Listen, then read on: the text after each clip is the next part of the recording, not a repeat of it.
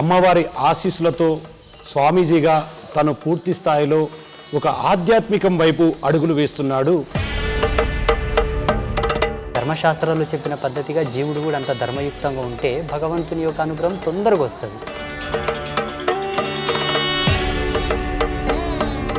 చిన్న వయసులో మీరు ఈ మార్గం వైపు రావడానికి ప్రధానమైనటువంటి కారణం ఏమిటంటే ఏం చెప్తారు?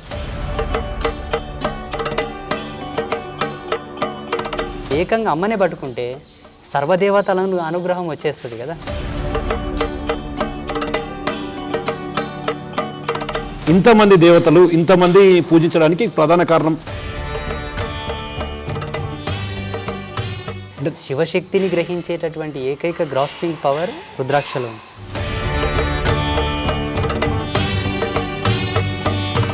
అర్ధనారీశ్వరి అంశతో పుట్టిన వాళ్ళు ఎవరైతే ఉంటారో వాళ్ళు దీవిస్తే మంచి జరుగుతుంది, శాపం పెడితే తగులుతుంది అని.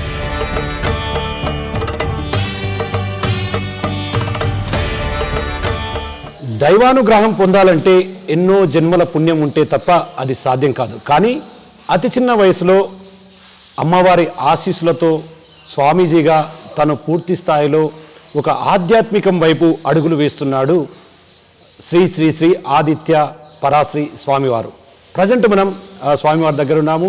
స్వామివారి దగ్గర అసలు ఆధ్యాత్మికానికి సంబంధించి భక్తి మార్గంలో నడిస్తే ఎట్లాంటి మంచి జరుగుతుంది అనే కోణంలో కూడా ఆయనతో మనం మాట్లాడదాం. ప్రజెంట్ మన దగ్గర స్వామి గారు ఉన్నారు, వాళ్ళతో మాట్లాడదాం. నమస్కారం స్వామి గారు. స్వామి చెప్పండి, చాలా మటుకు ఇప్పుడున్న ఉరుకుల పరుగుల జీవితంలో భక్తి అనేది ఎంతో ముఖ్యమైనది, ముక్తికి మార్గం కూడా అంటారు. అట్లాంటిది మీరు ఇంత చిన్న వయసులో భక్తి అనే ఒక మంచి మార్గంలో అనుసరిస్తూ ముందుకు వెళ్తున్నారు. యాక్చువల్గా ఇంత చిన్న వయసులో మీరు ఈ మార్గం వైపు రావడానికి ప్రధానమైనటువంటి కారణం ఏమిటంటే ఏం చెప్తారు?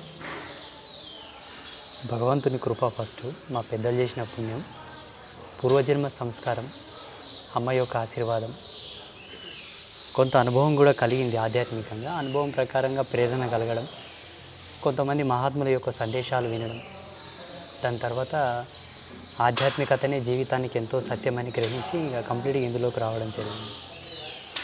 అంటే చూస్తున్నాం స్వామి, చాలామంది గుడులు గోపురాలకు వెళ్తూ ఉంటారు. మొత్తంగా తనకు ఇది కావాలి అది కావాలి అని కోరుకుంటూ ఉంటారు. వాస్తవంగా గుడులకు వెళ్ళడం వల్ల భక్తులకు వారి కోరిన కోరికలు తీర్చమని దేవులను అడుగుతుంటారు. నిజంగా ఆ దేవతల అనుగ్రహం వారు ఇచ్చిన కోరికలు నెరవేర్చే విధంగా ఉంటాయంటే ఏం చెప్తారు? ఉంటాయి అనుకోవచ్చా? అంటే చాలా ఉన్నాయి. అట్లా ఎంతోమంది భక్తుల యొక్క భావాలను భగవంతుడు స్వీకరించి అనుగ్రహించిన ఘట్టాలు ఎన్నో ఉన్నాయి. ఇప్పటికి కూడా ప్రతి ఒక్కరి కోరికలు నెరవేరుతాయి. కాకపోతే ఏంటంటే మనకు ధర్మం ప్రధానం. ఒక కంపెనీకి ఉద్యోగం పోయినప్పుడు మన అర్హతను ఎలా చూస్తారో, ధర్మశాస్త్రాలు చెప్పిన పద్ధతిగా జీవుడు కూడా అంత ధర్మయుక్తంగా ఉంటే భగవంతుని యొక్క అనుగ్రహం తొందరగా వస్తుంది. ఆ మాత్రం ధర్మంలో జీవుడు లేకపోతే కొంత నిదానం అవుతుంది.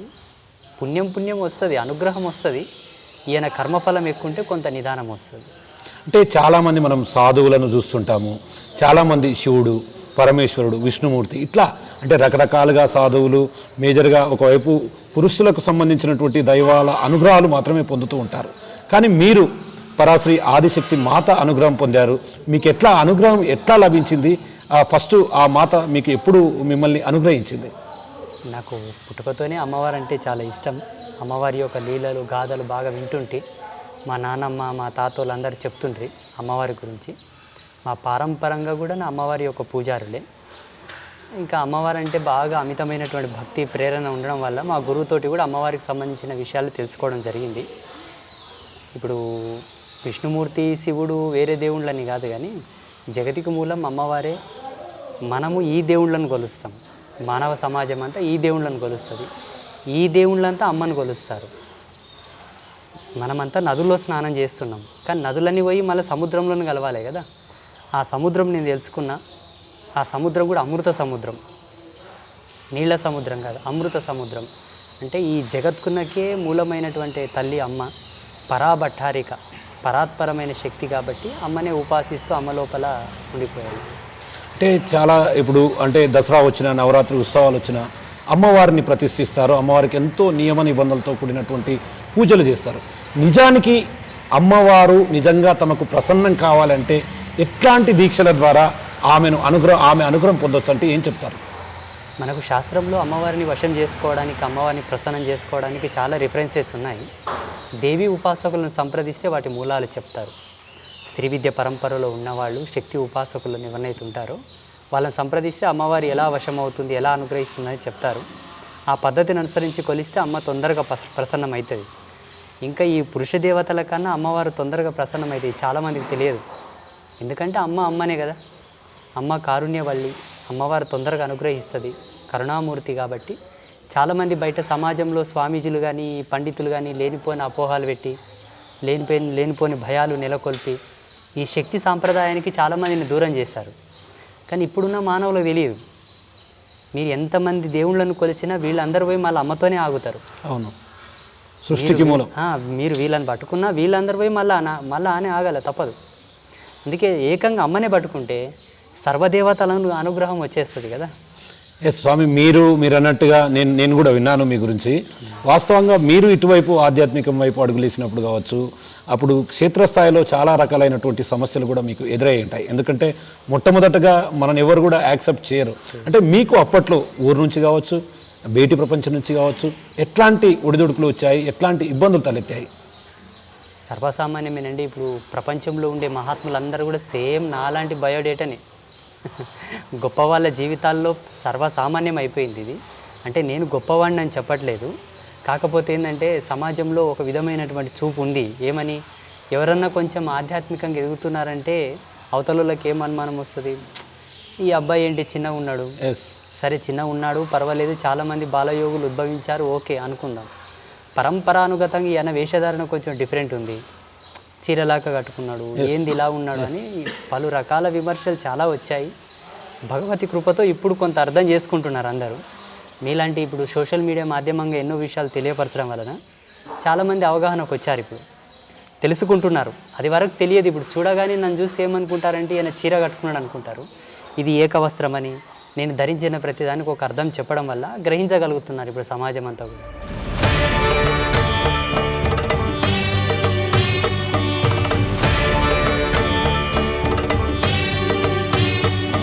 అంటే ఇప్పుడు చాలామంది సాధువులను రోజు చూస్తుంటాం, సేమ్ యాజ్ ఇట్ ఈజ్ వస్త్రాధారణలో కాస్త అంటే వస్త్రాలలో మార్పు ఉన్నప్పటికీ మెయిన్ రుద్రాక్ష అనేది ప్రధానంగా ఒక ఆభరణంగా కూడా ధరిస్తారు. అంటే మేజర్గా ఈ రుద్రాక్షకు ఉన్నటువంటి ప్రత్యేకత ఏంటి, దానికి ఉన్నటువంటి అంటే పవర్ ఏంటి? మనకు ఇప్పుడు జియో సిగ్నలైజేషన్ కావాలంటే జియో సిమ్ కార్డ్ వేసుకోవాలి, ఎయిర్టెల్ సిగ్నలైజేషన్ కావాలంటే ఎయిర్టెల్ సిమ్ కార్డ్ వేసుకోవాలి. సాక్షాత్తు శివుని నుంచి మన కనెక్షన్ రావాలంటే రుద్రాక్ష పేమీన ఉండాలి. అంటే రుద్రాక్షకు ఆ పవర్ ఉంటుందంటారు? పవర్ ఉంది. అంటే శివశక్తిని గ్రహించేటటువంటి ఏకైక గ్రాస్పింగ్ పవర్ రుద్రాక్షలో ఉంది. ఓకే, నెక్స్ట్ ఇప్పుడు మనం బోనాల పండుగ వస్తుంది. బోనాల పండుగలో ప్రతిదీ కూడా శివశక్తులకు ప్రత్యేకమైనటువంటి ప్రాధాన్యత కల్పిస్తారు. కానీ దాంట్లో బోనాలు ఎత్తుకునేవారంతా కూడా స్త్రీమూర్తులే. కానీ శివశక్తులకు ప్రత్యేకమైనటువంటి ప్రాధాన్యత కల్పించడంలో ఆంతర్యం ఏంటంటే ఏం చెప్తారు? వాళ్ళు భగవంతుని కొరకే పుట్టారని ఒక నానుడి ఉంది. దేవుడి సేవ కోసం పుట్టారు, అమ్మవారి సేవ కోసం పుట్టారు అని ఒక నానుడి, ఒక ప్రచారం అయితే ఉంది సమాజంలో. భగవత్ సేవకులు భగవంతుని కొరకు పుట్టిన వాళ్ళ యొక్క లక్షణాలు అక్కడేం కనబడవు. ఎందుకంటే మేము కూడా అందులోనే ఉన్నాం కదా, మేము కూడా అమ్మ సాధనలో ఉన్నాం, అమ్మకు అంకితమైనాం కదా. భగవంతునికై పుట్టిన వారి యొక్క లక్షణాలు వాళ్ళలో లేకపోయినప్పటికీ సమాజం అలా భావిస్తుంది, వాళ్ళని సేవించుకుంటుంది, వాళ్ళకు పెద్దపీట వేసింది. ఇప్పుడు సమాజంలో నడుస్తుంది, వాళ్ళ నమ్మకాలు వాళ్ళకున్నాయి, నడుస్తుంది.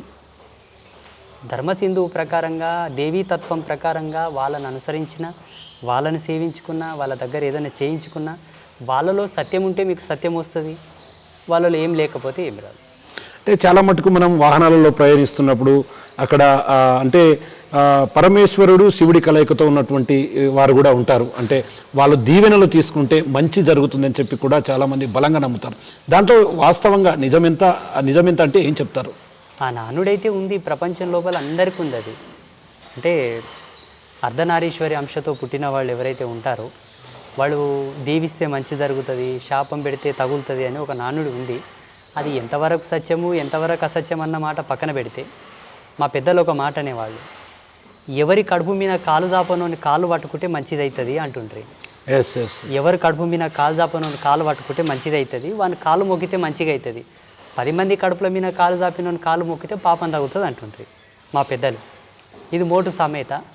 అవతలోళ్ళు దీవించే కోణంలో అంత సత్యాత్ములై ఉండి అంత నిష్టతో ఉంటే వాళ్ళు దీవించినా శపించినా మంచి జరుగుతుంది, చెడు జరుగుతుంది. ఉన్నారా లేదా అది మనం చూసుకోవాల్సి ఉంటుంది.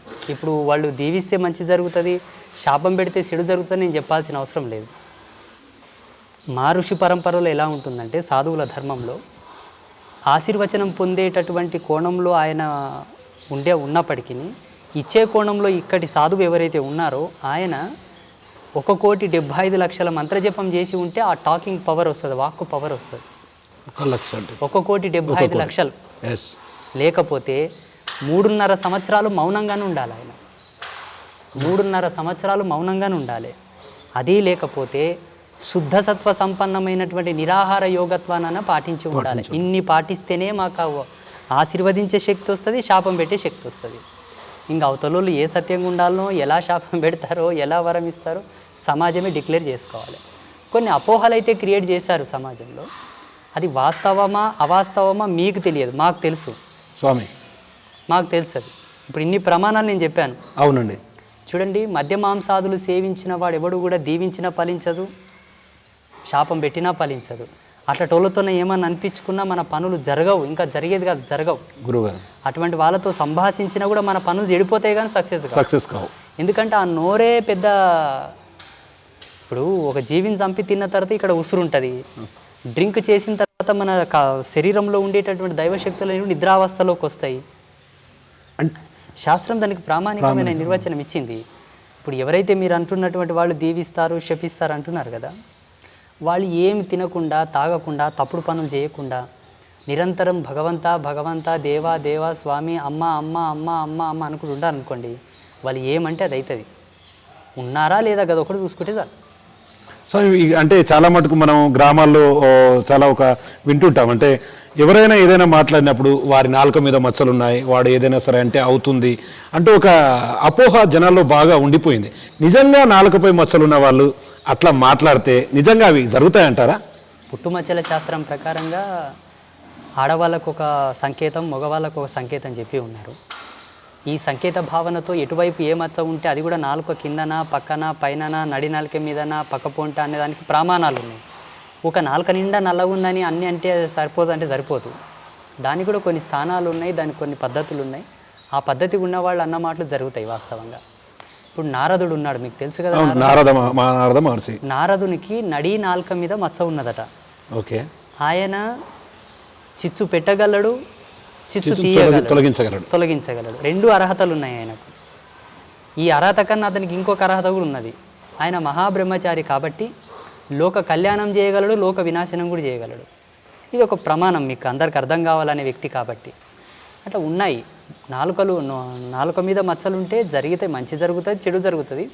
ఎటువైపు ఉన్నాయి, ఎవరికి ఏ దిశగా ఉన్నాయి తెలుసుకుంటే దాన్ని బట్టి మనం నిర్ధారణ చేయొచ్చు. అంటే స్వామి, ఇప్పుడు మీరు అన్నట్టుగా అమ్మవారి దీక్షలు ప్రారంభించే సమయంలో, అమ్మవారి దీక్షను ధరించాలనుకున్న సమయంలో చాలామంది చాలా రకాలుగా చాలా పూజలు వారికి తోచినట్లు వాళ్ళు దీక్షను స్టార్ట్ చేస్తారు. నిజంగా అమ్మవారి దీక్ష చేస్తే ఎట్లాంటి నియమాలు పాటించాలి, ఎట్లాంటి నియమాలతో అమ్మవారికి దగ్గర కావాలి? ప్రపంచంలో సెల్ఫ్గా స్వతంత్రంగా ఏది చేయడానికి ఎవరికి హక్కు లేదు. ఈ జగత్తు ఇన్ని పరివర్తనాలతో ఇన్ని ప్రభావాలతో అల్లుకున్నదంటే ఎన్నో తరాల ఎంతోమంది యొక్క శ్రమంగా ఇన్ని అద్భుతాలు జరిగినాయి. కాబట్టి దేని మీద కూడా స్వతంత్రంగా నిర్ణయం చేసుకునే హక్కు, నడిచే హక్కు ఎవరికి లేదు. అందున ఆధ్యాత్మికంగా స్వతంత్రంగా సెల్ఫ్గా నడిచే హక్కు ఎవరికి లేదు. పర్టిక్యులర్లీ గైడెన్స్ తీసుకొని దాని సమగ్రమైన వివరాలను అనుసరించి చేస్తేనే ఆ పూజలు ఫలిస్తాయి, వాళ్ళ దీక్షలు ఫలిస్తాయి. లేదంటే అంతకన్నా 10 రెట్లు తిప్పి కొడతావు అవి. అంటే అవి తిరిగి మళ్ళీ ప్రమాదకరంగా మారే అవకాశాలు ఉంటాయి. ఎందుకంటే భగవంతుడు అంటే ఆషమాష కాదు, ఆటపాటలు కాదు, బొప్పలాట కాదు, బొమ్మలాట కాదు. సెకండ్ పాయింట్ ఏంటంటే ఏది ఏమైనా అనుభవజ్ఞుడైన వాళ్ళతోటికి వెళ్ళి తెలుసుకొని చేసేదాని లోపల మీరు తప్పకుండా మంచిని చూస్తారు, మంచి సాధిస్తారు. లేకపోతే ఇబ్బందులు వస్తాయి. ఇంకొకటి ఏంటంటే ఇప్పుడున్నటువంటి ప్రస్తుత వర్తమానంలో సమాజంలో ధార్మిక పరిషత్ అంతా కూడా కలుషితం చెందింది, ప్యూరిటీగా లేదు. నేను డిక్లేర్ చేసి చెప్తాను మీకు, అంత కలుషితమే. వాస్తవంగా మనం చూస్తుంటాం వినాయక చవితికి నిమజ్జనాలు కానీ ఇంకోటి కానీ అంటే వాస్తవికతను పక్కదారి పట్టించి దాన్ని దీక్షను అనేది వేరే రూట్లో తీసుకుపోతుంటారు. అటువంటి వాళ్ళకి మాత్రం ప్రమాదాలు తప్పవంటారు. ఇది శాస్త్రం చెప్పింది కదా, సిద్ధాంతంలో వ్యక్తిగత నిర్ణయాలు పనికిరావు. సిద్ధాంత ప్రమాణం ఏంటంటే సామూహికమైనటువంటి నిర్ణయమే సిద్ధాంత సత్యం. ఒక సిద్ధాంతాన్ని ప్రతిపాదించిన వ్యక్తి ఎన్నో కోణాలను అనుసరించి ప్రతిపాదించినాడు కాబట్టి వ్యక్తిగతమైన అభిరుచిని వ్యక్తిగతమైన జ్ఞానాన్ని అక్కడ ప్రమోట్ చేయకూడదు అని. వీళ్ళు ఏం చేస్తారంటే దీక్షలు ఇస్తారు, వాళ్ళ అభిరుచిని అడ్డం పెట్టుకొని కొన్ని స్వతమైనటువంటి సేవలు చేయించుకుంటారు. శాస్త్రం ఒకలాగా ఉంటుంది, వాళ్ళ సేవలు ఒకలాగా ఉంటాయి. ఇక్కడ పక్కదారి పట్టి ఇప్పుడు దీక్షలు అంటే విలువలు లేకుండా అయిపోయినాయి, మంత్ర సాధనలు అంటే వాల్యూ లేకుండా అయిపోయినాయి, పరంపరలు అంటే చీప్ అయిపోయినాయి, స్వామీజీలు అంటే హేయమైన వాళ్ళు, వాళ్ళదేం పని ఈ సమాజానికి? ఏ స్వామి, మీరు అన్నట్లే స్వామీజీల గురించి అంటే కొంతమంది ఒక 100 మంది స్వామీజీలు ఉన్నారు అనుకున్నాం, దాంట్లో 90 మంది నిష్ఠతో ఉండి 10 మంది తప్పుడు దారి పట్టించే ప్రయత్నం చేసినప్పటికీ మిగతా వారికి అందరు కూడా వస్తుంది కదా. దీని మీద ప్రభుత్వం ఒక చట్టం తీసుకురావాలి. ప్రభుత్వానికి ఇది బాధ్యత. ఎండోన్మెంట్ వ్యవస్థను పెట్టి దేవాలయాల దగ్గర ఉండే డబ్బును తీసుకుపోయే ప్రభుత్వం ఇటువంటి స్వామీజీలను ఇటువంటి సిద్ధాంతంలో అవగాహన లేనటువంటి వాళ్ళని పట్టుకొని సమాజం నుంచి బహిష్కరణ చేసి ప్యాంటైన్ చేసి ఊరంతా తిప్పించాలి వాళ్ళని. ప్రభుత్వం నియంత్రించట్లేదు కాబట్టి వీళ్ళందరూ పెరిగిపోతున్నారు. ఇప్పుడు ఏమంటారు, ఏం పని ఈ స్వాములతోటి, ఈ లోకానికి ఏం లాభం, ఈ స్వాములతో ఈ సమాజానికి ఒడిగేదేంది, ఏం లాభం ఈ కొడుకులతో అంటారు ఎక్కతక్క. అవును సార్, మీ మానానికి బట్ట దాపు కట్టుకున్నామని చెప్పింది మేమే. ఈరోజు ప్రతి ఒక్కరూ మానంకి దాపుగా బట్ట కట్టుకొని తిరుగుతున్నారంటే కారణం స్వామీజీలే. మిమ్మల్ని చూసి నేర్చుకున్నది. ఈ ప్రపంచానికి ఆయుర్వేదం పరిచయం చేసింది ఎవరు? ఇన్ని ధర్మశాస్త్రాలను ఇచ్చింది ఎవరు? ఈ గుళ్ళల్లో గోపురాల్లో ఈ పూజలు అర్చకత్వం ఆ తంతు భేదం ఆ వివరణ ఇచ్చింది ఎవరు? ఋషులు ఇచ్చిండ్రు. నీవు తెచ్చుకున్నావా? ఈ నినమొన్న పుట్టినవి వారసత్వ పరంపరంగా పీఠ పరంపరంగా వస్తున్నటువంటి జ్ఞానమే ఈరోజు తిరుమల తిరుపతి దేవస్థానంలో శ్రీశైలంలో జరిగే పూజలు. మా నుంచి ఏం పని అని అడగకండి. మా నుంచి మీరు ఆశించవలసింది పొందవలసింది ప్రపంచంలో చాలా ఉంది స్వామి. అందరిని ఒకటే తాటి మీద తీసుకొచ్చి నిందించడం కూడా మంచిది కాదు. స్వామి, అంటే ఒకటి మనం వాస్తవంగా మీరన్నట్టుగానే ఒకవైపు క్రిస్టియన్ మతంలో చూసుకుంటే కనుక జీసస్ అంటారు, అల్లా, ముస్లిం మతంలో చూసుకుంటే అల్లా అంటారు. కానీ హైందవ మతంలో అంటే ఈ మతంలో మాత్రం రకరకాల దేవుళ్ళు ఉంటారు, రకరకాల అంటే చాలామంది దేవుళ్ళు ఉంటారు, చాలామందిని మొక్కుతుంటారు, రాళ్ళు చెట్లు ఈ అన్నిటిని కూడా భారతీయ సంస్కృతిలో ఒక మంచి సంప్రదాయంగా కూడా గుర్తిస్తారు. దీని మీద అంటే మీరు ఇచ్చే క్లారిటీ ఏంటి? వాస్తవంగా ఇంతమంది దేవతలు ఇంతమంది పూజించడానికి ప్రధాన కారణం ఏమని అనుకుంటున్నారు? ఇందులో సింపుల్గా చెప్పాలంటే విజ్ఞానం అజ్ఞానం రెండు ఉన్నాయి. విజ్ఞానం ఎవరిదయ్యా అంటే మనది. చూడు, ఆస్వాదించగల మనసుండి గౌరవించగల బుద్ధి జ్ఞానం ఉంటే ఎవరినైనా గౌరవించవచ్చు, ఎవరినన్నా ప్రేమించవచ్చు, ఎవరిలోనన్నా మాతృత్వం చూడవచ్చు. అలా చూసే గుణము, ఆ ప్రేమ, అభిమానము, ఆ గొప్పతనం మాలో ఉంది కాబట్టి ప్రతి దాంట్లో దైవత్వాన్ని చూడగలిగినాం మేము. ఆ మంచితనం మాలో ఉంది కాబట్టి రాయిలో చూసినాం, ఎద్దులో చూసినాం, కుక్కలో చూసినాం, ఆకులో చూసినాం, చెట్టులో చూసినాం, పుట్టలో చూసినాం. ఆ మనస్సు ఉంది మా లోపల, చూసే మనస్సు మంచిగా అంకిత భావం ఉంది మా లోపల కాబట్టి అన్ని చోట్ల భగవంతుని చూసుకోగలిగినాం. వాళ్ళకు లేదేమో, ఒకే చోట ఆగిపోయారు. ఇంకొక సింపుల్ లాజిక్ చెప్పాల్సి వస్తే అంధుడికి ఒకే వర్ణము, గుడ్డివాడికి ఒకే వర్ణము, కళ్ళుండేవానికి అనేక వర్ణాలు ఉన్నాయి. ఈ అందమైన ప్రపంచంలో ఎన్నో అద్భుతాలను చూడగలుగుతాం. అలా శోధించవలసినటువంటి జ్ఞానము, అన్వేషించగలిగినటువంటి తాపసిక శక్తి మాలో ఉంది కాబట్టి అనేకమైన దేవతలను దర్శించగలిగినాం, సమాజంకి ఇవ్వగలిగినాం.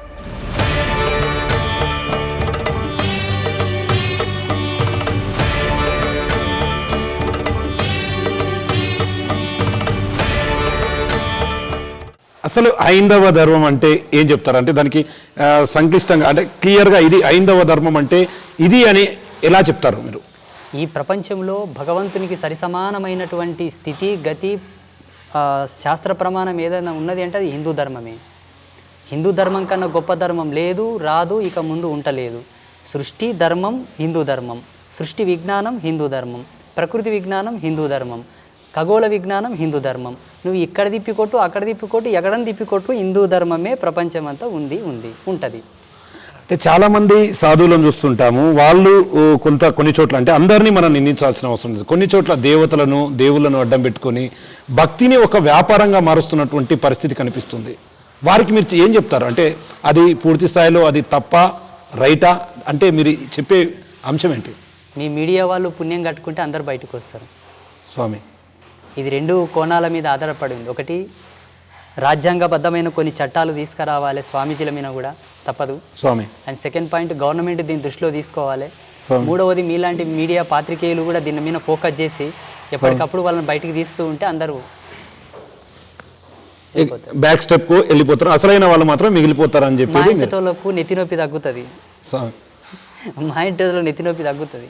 ఇప్పుడు నిరంతరము భగవత్ సేవ కొరకు శరీరాన్ని కృషింపజేసి సదా ఈశ్వర ఈశ్వర అనుకుంటా మా ఆత్మను మా శరీరాన్ని అందు రమింపజేస్తున్న వాళ్ళని కూడా కింది నుండి పైకి చూస్తారు. మార్కెట్లోకి పోతే కొత్త బాబా వచ్చిండ అంటే డైరెక్ట్ బాబా, మాకు టైటిల్ బాబా, బురిడి బాబా అంటారు, కొత్త బాబా అంటారు. అసలు ఎలా ఏం అనుకోవాలో కూడా అర్థం కాని పరిస్థితి. వాళ్ళంతవరకు మమ్మల్ని అనాలిజ్ చేసిండ్రంటే ఇంకెవరినో వాళ్ళు అలా చూసి ఉంటారు. అవునవును స్వామి, సమాజంలో అది జరిగింది కాబట్టి మీ ఒకరి మీద నిందిస్తారు. అటువంటి వాళ్ళనంతా కూడా గవర్నమెంట్ కొంచెం దృష్టి పెట్టి వాళ్ళని తీసి పక్కకు పెట్టగలిగితే మాలాంటి వాళ్ళకు కొంత గౌరవం మిగులుతుంది. అదే నేను చూసినాం, నిన్ననే అమావాస్యను కూడా చాలామంది నిన్న అమావాస్యను ఒక ప్రధానమైన రోజుగా కూడా చూస్తారు. వాస్తవంగా నిజంగా అంటే నాకు కూడా ఇప్పటికి కూడా ఒక క్లారిటీ అనే అంశం ఏంటంటే అమావాస్య రోజు బయటికి వెళ్ళకూడదు, ఏం పనులు చేసినా కూడా అవి సెట్ కావు, కావలసిన పనులు కూడా అవుతాయి అంటూ కూడా ఒక ఉంది. ఇప్పటికి కూడా దాన్ని పాటిస్తూ వస్తున్నారు. వాస్తవంగా అమావాస్య రోజుల్లో చేయాల్సిన పనులేంటివి, చేయకూడని పనులేంటివి, దీని మీద మీరు ఇచ్చే ఒక స్పష్టమైనటువంటి క్లారిటీ అవసరం ఉంది. శాస్త్రీయంగా పర్యావరణ సిద్ధాంతం ప్రకారంగా మనకు జ్యోతిషం ప్రకారంగా వాస్తవంగా అమావాస్య కీడు. ఏదో అత్యవసర పరిస్థితి ఉంది, ఇంకేదన్నా అనారోగ్య సమస్య ఉంది, ప్రభుత్వ ఉద్యోగాల్లో ఉన్నాము, గవర్నమెంట్ జాబ్స్ ఉన్నాయి, వెళ్ళాల్సిన పరిస్థితి ఉంది అంటే వెళ్ళొచ్చు, తప్పులేదు, అది భగవంతుడు చూసుకుంటాడు.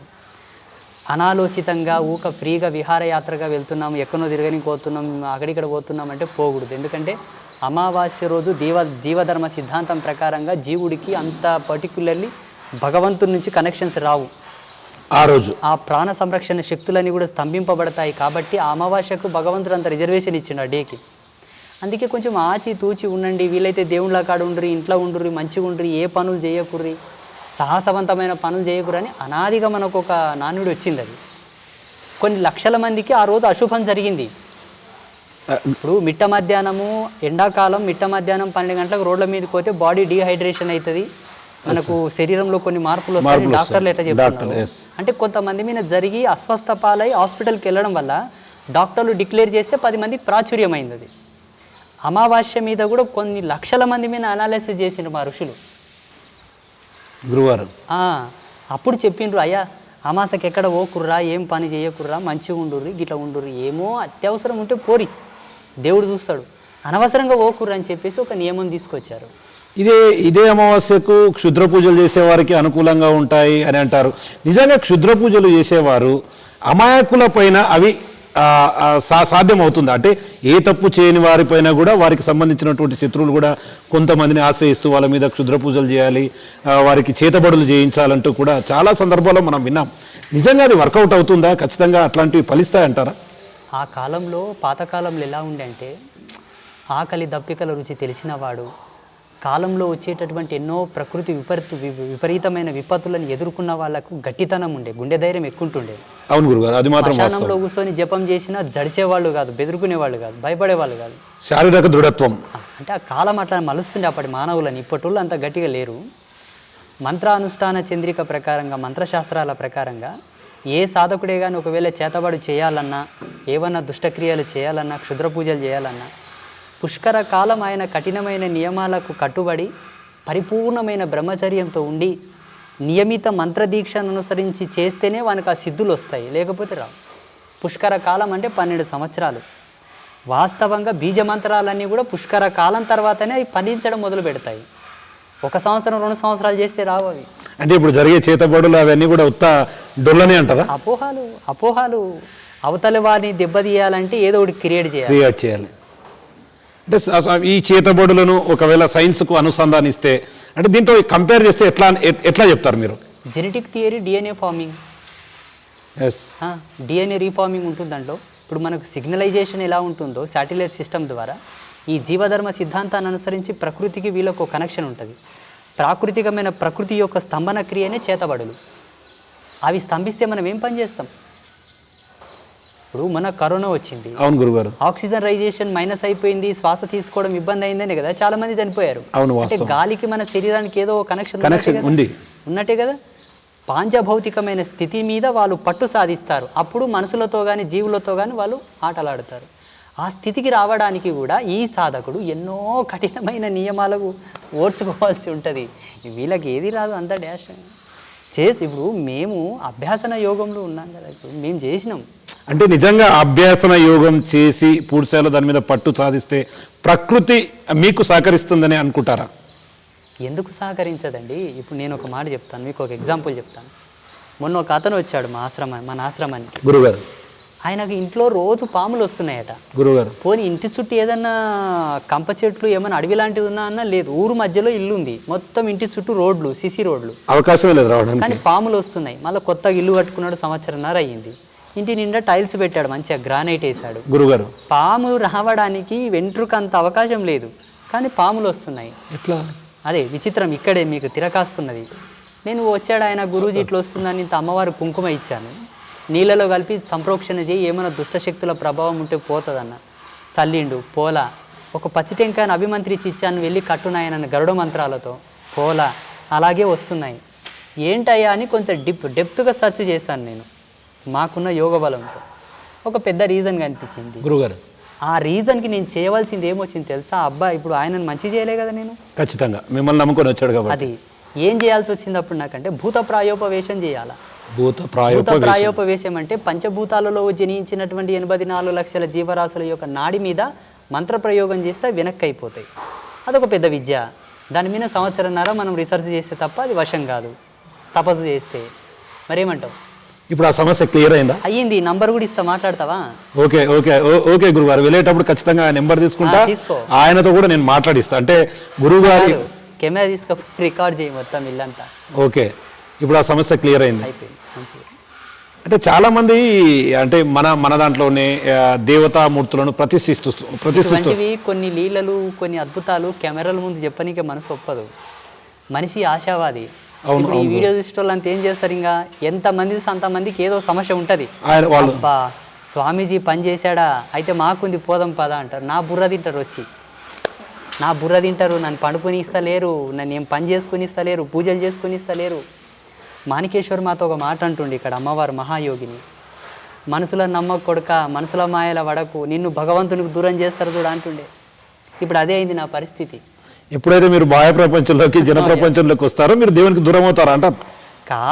కాకపోతే ఇంకా ఈ సమయపాలన తెలియకుండా అయిపోతుంది. ఇప్పుడు చూడండి, నిన్న ఆదివారం అమావాస్య కదా, పొద్దున్న 6 గంటలకు కూర్చుంటే రాత్రి 8:30 అయింది, ఇంకా తగ్గట్లా. నాకేమో సంధ్యా సమయ అనుష్ఠానం మాకు ఉంటుంది. స్నానం చేసుకొని అన్ని అంగన్యాస కరన్యాసాలు చేసుకొని జపం తపం చేసుకునేది ఉంటుంది.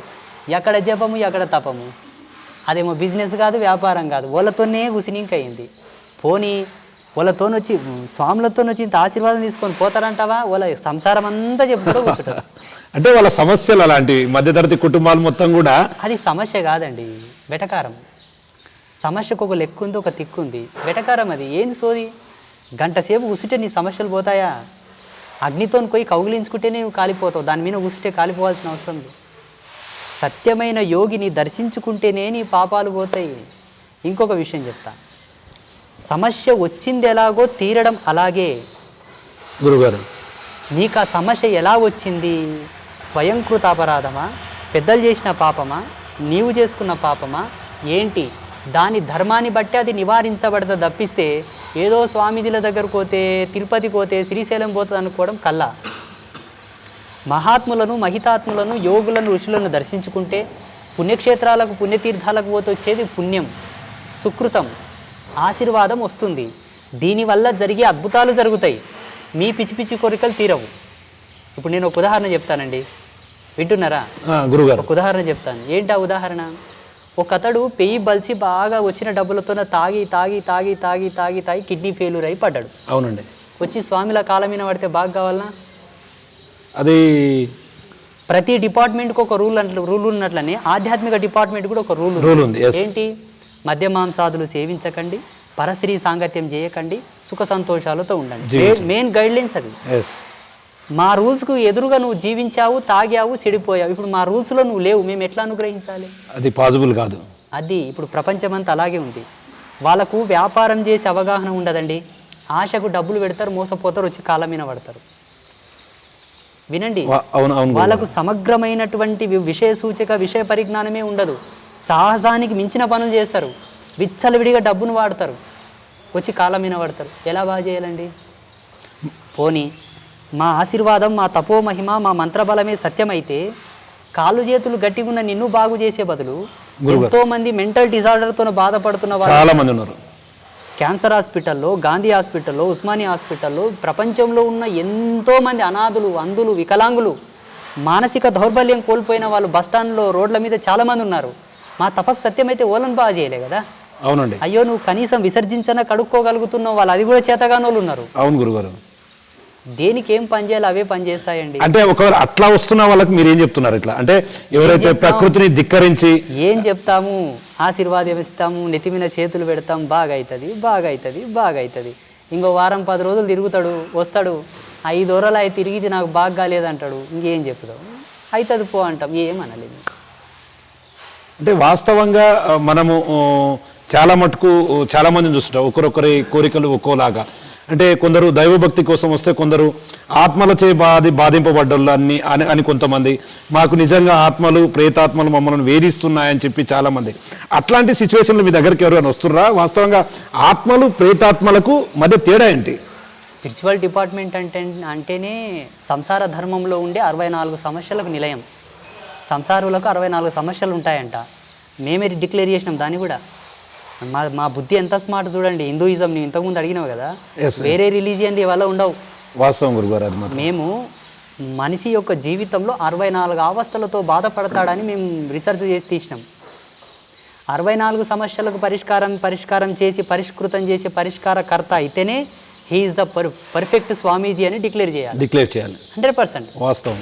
అలాగే సమాజంలో మనిషి ధర్మంలో లేడు కాబట్టే మా శక్తులు కూడా పనిచేయకొచ్చినాయి. ఏం చేస్తావు? వాళ్ళు చాలా తప్పుల్లో జీవిస్తారండి గురుగారు. మనిషి కరెక్ట్ జీవించడు, జీవితంని వాళ్ళే శూన్యం చేసుకుంటారు. అక్కడికి కూడా ఎంతో అంతో మేము కూడా కొంత, అంటే మా జీవితాలు, మేము బ్రతికిన మా బ్రతుకు, మా చిన్నతనంలో మేము పడ్డ కష్టాలు కూడా మాకు ఆ పెయిన్ ఉంటుంది కదా. అవునండి. నా వరకు వేరే స్వామీజీల గురించి నాకు తెలియదు. ఆ కష్టాన్ని చూసి ఓర్వలేపక అమ్మవారి ముందు రోజు క్షమాభిక్ష చెప్తా. ఏంటి అమ్మా, నేను సత్యవంతుడైతే నా సత్యం నీవు తీసుకోవాలని బాగా చేయంట. అట్లా చాలామంది బాగా అవుతున్నారు ఇక్కడ అంబాత్రయ క్షేత్రంలో. అంటే మీరు అన్నట్లు వాస్తవిక ప్రపంచంలో నడుస్తున్నదే అట్లా. ఎందుకంటే చాలా మటుకు ఎంతో కొంత దైవభక్తి వైపు ఉండి ఏదో చేద్దామనుకున్న స్వాములకు కావచ్చు, మిగతా వారికి ఏమీ ఎదురవుతుందంటే అప్పుడప్పుడే పుట్టుకొచ్చి దాని మీద అవగాహన లేని వారు ఏదో చేస్తామని చెప్పి ప్రజలను వాళ్ళతో డబ్బులు లాక్కోవడం ఇట్లాంటివి చేస్తున్నారు కాబట్టి జనాలు నమ్మడం లేదు. ప్రజలు కూడా ఏం చేయాలంటే, ఒక అతను స్వామీజీగా మార్కెట్లోకి వచ్చాడంటే విశ్లేషణ చేయాలి ఆయన గురించి పూర్తి. ఆయన జీవితం ఎలా గడిచింది, ఆయన బ్రతికిన బ్రతుకేంటి, సునాయాసంగా ఏ విధమైన ఫ్యామిలీ బ్యాక్గ్రౌండ్ కానీ ఏ విధమైన గురు పరంపర లేకుండా స్వామీజీ అయ్యిండా, పోని అయ్యిండే అనుకుందాం. ఆయన తపస్సు ఏంటి, ఆయన జ్ఞానం ఏంటి, ఆయన నడిచే నడవడిక ఏంటి, పరంపరగా ఆయన కొలిచే దేవత ఎవరు, ఆయన ద్వారా జ్ఞానం పొందిన వాళ్ళు ఎవరు, ఎంతవరకు బాగుపడ్డారు, ఇవన్నీ సమగ్రంగా తెలుసుకొని పోయి కాలం మీద పడితే అంతో ఇంతో పుణ్యం వస్తుందండి. సంపూర్ణమైనటువంటి, మీరు అన్నట్లుగానే సంపూర్ణమైనటువంటి గురువుగా, స్వామిగా రావాలి అంటే దానికి అంటే ఏదైనా సూత్రం ఉంటుందా? ఖచ్చితంగా ఇది పాటిస్తే సంపూర్ణమైన వ్యక్తిగా ఇతన్ని అనొచ్చు స్వామీజీ అంటే ఏం చెప్తారు? చతురాశ్రమ ధర్మాల్లో ఏదో ఒక ఆశ్రమ ధర్మాన్ని కట్టుబడి ఉండి, శాస్త్రం మనకు సనాతన ధర్మంలో చెప్పినటువంటి కొన్ని ధర్మశాస్త్రాలకు అనుగుణంగా ఆయన బ్రతకగలిగితే గురుగారు తప్పకుండా గురువు అని డిక్లేర్ చేయవచ్చు. శాస్త్రం లేదు, ఏది లేదు, నా మెంటాలిటీకి తగ్గట్లు నేను నడుస్తా, నేనే దేవుణ్ణి, నాకు అమ్మవారు చెప్పింది, అమ్మవారు నన్ను గుండు గీసుకొని ఇక్కడికి ఇది పెట్టుకున్నామన్నది, అక్కడ అది పెట్టుకున్నామన్నది అంటే నీ దూల తీరుతుంది, పోయిన వాళ్ళ దూల తీరుతుంది తప్పిస్తే అమ్మ సత్యంగానే ఉంటుంది ఉన్నతోటి. అంటే మీరు అన్నట్లుగా ఎగ్జాక్ట్ మీరు ఇంకొంతమంది చాలామంది గురువుగారు రెగ్యులర్గా అమ్మవారిని పూజిస్తూ వస్తున్నారు, అమ్మవారికి సేవలు చేస్తూ వస్తున్నారు. నన్ను అనకండి. మీకు తోచినంత వారికి ఒక భక్తి మీద ఒక రకమైనటువంటి మార్గాన్ని ఉపదేశిస్తున్నారు. మరి ఇట్లా ఉన్న స్వాములు ఎక్కడన్నా అంటే వేరే అప్పుడప్పుడే పుట్టుకొచ్చినటువంటి స్వాముల మీద అట్లాంటి వాళ్ళ మీద ఎందుకు మీరు చర్యలు తీసుకోలేకపోతున్నారు? మీరు నన్ను అనకండి ఇందులో. గురుగారు వేరే స్వామీజీలను అనండి. నన్ను ఎందుకు అనొద్దు అంటున్నా అంటే నా జన్మను ఇంతవరకు చాలామంది ఎంతోమంది నా గురించి అడిగారు, చేశారు, నాకు తోచిన కాడికి చెప్పినా కానీ వాస్తవంగా నా జన్మకర్మ సంభవమే ఒక విచిత్రం. చెప్పండి గురుగారు, అదేంటి? అయ్యో వద్దండి, కెమెరాల ముందు చెప్పొద్దు దయచేసి. చెప్పండి గురుగారు మా కోసం. అయితే నేను ఏమాత్రము ఆ జగన్మాత యొక్క దాసుడిగా ఉండి కూడా ఏమాత్రము కూడా నా సెల్ఫ్గా నా సొంత ప్రలోభాలకు ఎప్పుడు ప్రలోభపడలాను, మోసపోలా అంటే లొంగల. ఎంతసేపు అమ్మ అమ్మ అని నేను అమ్మ ధ్యానంలో ఉన్నాను, అమ్మ ధ్యానంతోనే లోక కళ్యాణం చేస్తున్నా. ఈ క్షేత్ర నిర్మాణం ఇదంతా జరిగింది. ఈ విశ్లేషణనే చాలు నేను ఎవరని తెలియపరచడానికి. నేను ఏం చేయక్కర్లా, ఈ విశ్లేషణనే చాలు. వేరే స్వామీజీలకు ఇంత ప్రావీణ్యము, ప్రతిభ, ఇంత గొప్పతనం, ఇంత శ్రామికమైనటువంటి ఉత్పత్తి కేంద్రకం ఉంటే వాళ్ళని నన్ను ఒకతో జతగట్టవచ్చు. ఏముంటుందండి, బయట కొన్ని పీఠ పరంపరల నుంచి విద్యాభ్యాసం నేర్చుకొని వస్తారు. అవునండి. వాళ్ళ గురువులు ఇచ్చిన మంత్రాలు అవి పట్టుకొని వస్తూ ఉంటారు. అఫ్కోర్స్ నాకు కూడా మా గురువు మంత్రం ఇచ్చాడు అనుకోండి, నా జీవితం టోటల్లీ డిఫరెంట్. కత్తిమీన సాము ముళ్ళ మీద నడిచినంత కంటే 100 రెట్లు ఎక్కువ నా మీరు చెప్పింది అక్షరాల సత్యం. సెకండ్ థింగ్ ఏంటంటే కమ్యూనిటీ గైడ్లైన్స్ ప్రకారంగా చూసుకున్నా కూడా సభ్య సమాజంలో ఇప్పుడు నిమ్న వర్గాలకు చెందిన వాళ్ళు ఎవరైనా పీఠాధిపతులు అవుతారంటే వాళ్ళని ఎప్పుడు బయటికి తొలగిద్దామనే కుట్రలే ఉంటాయి. మీరు అన్నట్టుగా ఒకవేళ మీ కమ్యూనిటీ బేస్డ్గా కాకుండా ఉంటే మీకు కూడా క్లియర్గా ఉండేది, కానీ మీకున్నటువంటి సమస్యలతో ఈ స్థాయికి రావడం మీరు అన్నట్లుగా చాలా నిజమే. కానీ ఒక విషయం అంటే నేను చాలామంది ఇంటర్వ్యూలో నేను కూడా చూశాను, చిలుకూరి బాలాజీ స్వామికి సంబంధించినటువంటి ప్రధాన పూజారి సైతం కూడా తమరిని భుజాల మీద ఎత్తుకున్నటువంటి పరిస్థితి ఆ రోజు ఎట్లా అనిపించింది? వాస్తవంగా ఏమనిపించింది మీ మైండ్లో?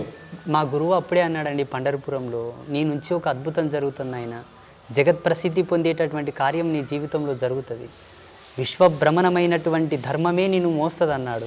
ఆయన విశ్వభ్రమణమైనటువంటి ధర్మం అంటే బ్రాహ్మణుడే. ఇది శాస్త్రం చెప్పిన మాట. విశ్వభ్రమణమైనటువంటి ధర్మం నేను మోస్తుంది అన్నాడు. ఎప్పుడన్నాడు తెలుసా? 2011లో. మునివాహన సేవ జరిగింది 2018లో. మా గురువు ఆనాడే అన్నాడు, లోక ప్రసిద్ధిగాంచే కార్యం నువ్వు ఒకటి చేస్తావన్నాడు. ప్రతి సంవత్సరం గోమాత కళ్యాణం చేస్తాం మేము. కోవిడ్ వచ్చినప్పుడు నా మనసు చెలించిపోయి అమ్మతో ఏడిస్తే ఆ విశ్వమాత కళ్యాణం చేసి లోక కళ్యాణం గావించంటే దానికి ఎంత శ్రమించామో. ఇప్పుడు ఈ పెద్ద మనుషులు కామెంట్లు పెడతారు, వచ్చిండయ్యా కొత్త బాబా అంటారు. ఈ బాబా కాకున్నది, ఈ పాడు కాకున్నది. ఇంతటి జీవిత సత్యాంగ యోగం ఉన్న మమ్మల్ని బాబాలతో పోలుస్తారా? బాబా అంటే ఎవడో తెలుసా? పేయి బలిచిన వాళ్ళని బాబా అంటారు. నా పేయి ఏమన్నా బలిచిందా? ఇంకా బొక్కిగానే ఉన్నా నేను. అంటే సమాజం ఎలా అయిపోయిందంటే ఇప్పుడు మీరు అన్నట్టుగానే ఏమాత్రం ఆలోచన ఉండదు, నోటికి ఏది వస్తే అది మాట్లాడడం పక్కన పెట్టండి. తెల్లగా కనిపించిన వెనకటికి తెల్లగా కనిపించిందని పోయి నీళ్ళు తాగిండంట, ఆ నీళ్ళలో విషం ఉన్నదంట, చచ్చిపోయాడు. ఇప్పుడు నోటికి ఏది వస్తే అది వాగుతాం అనుకుంటారు, కానీ నేను బాబానైతే మీకేం కాదు, నేను బాబాను కాకుండా ఇంకేదన్నా అయితే ఎంత వర్తించాలో అంత వర్తిస్తుంది. వార్నింగ్ ఇయ్యని ఏమనుకోకండి.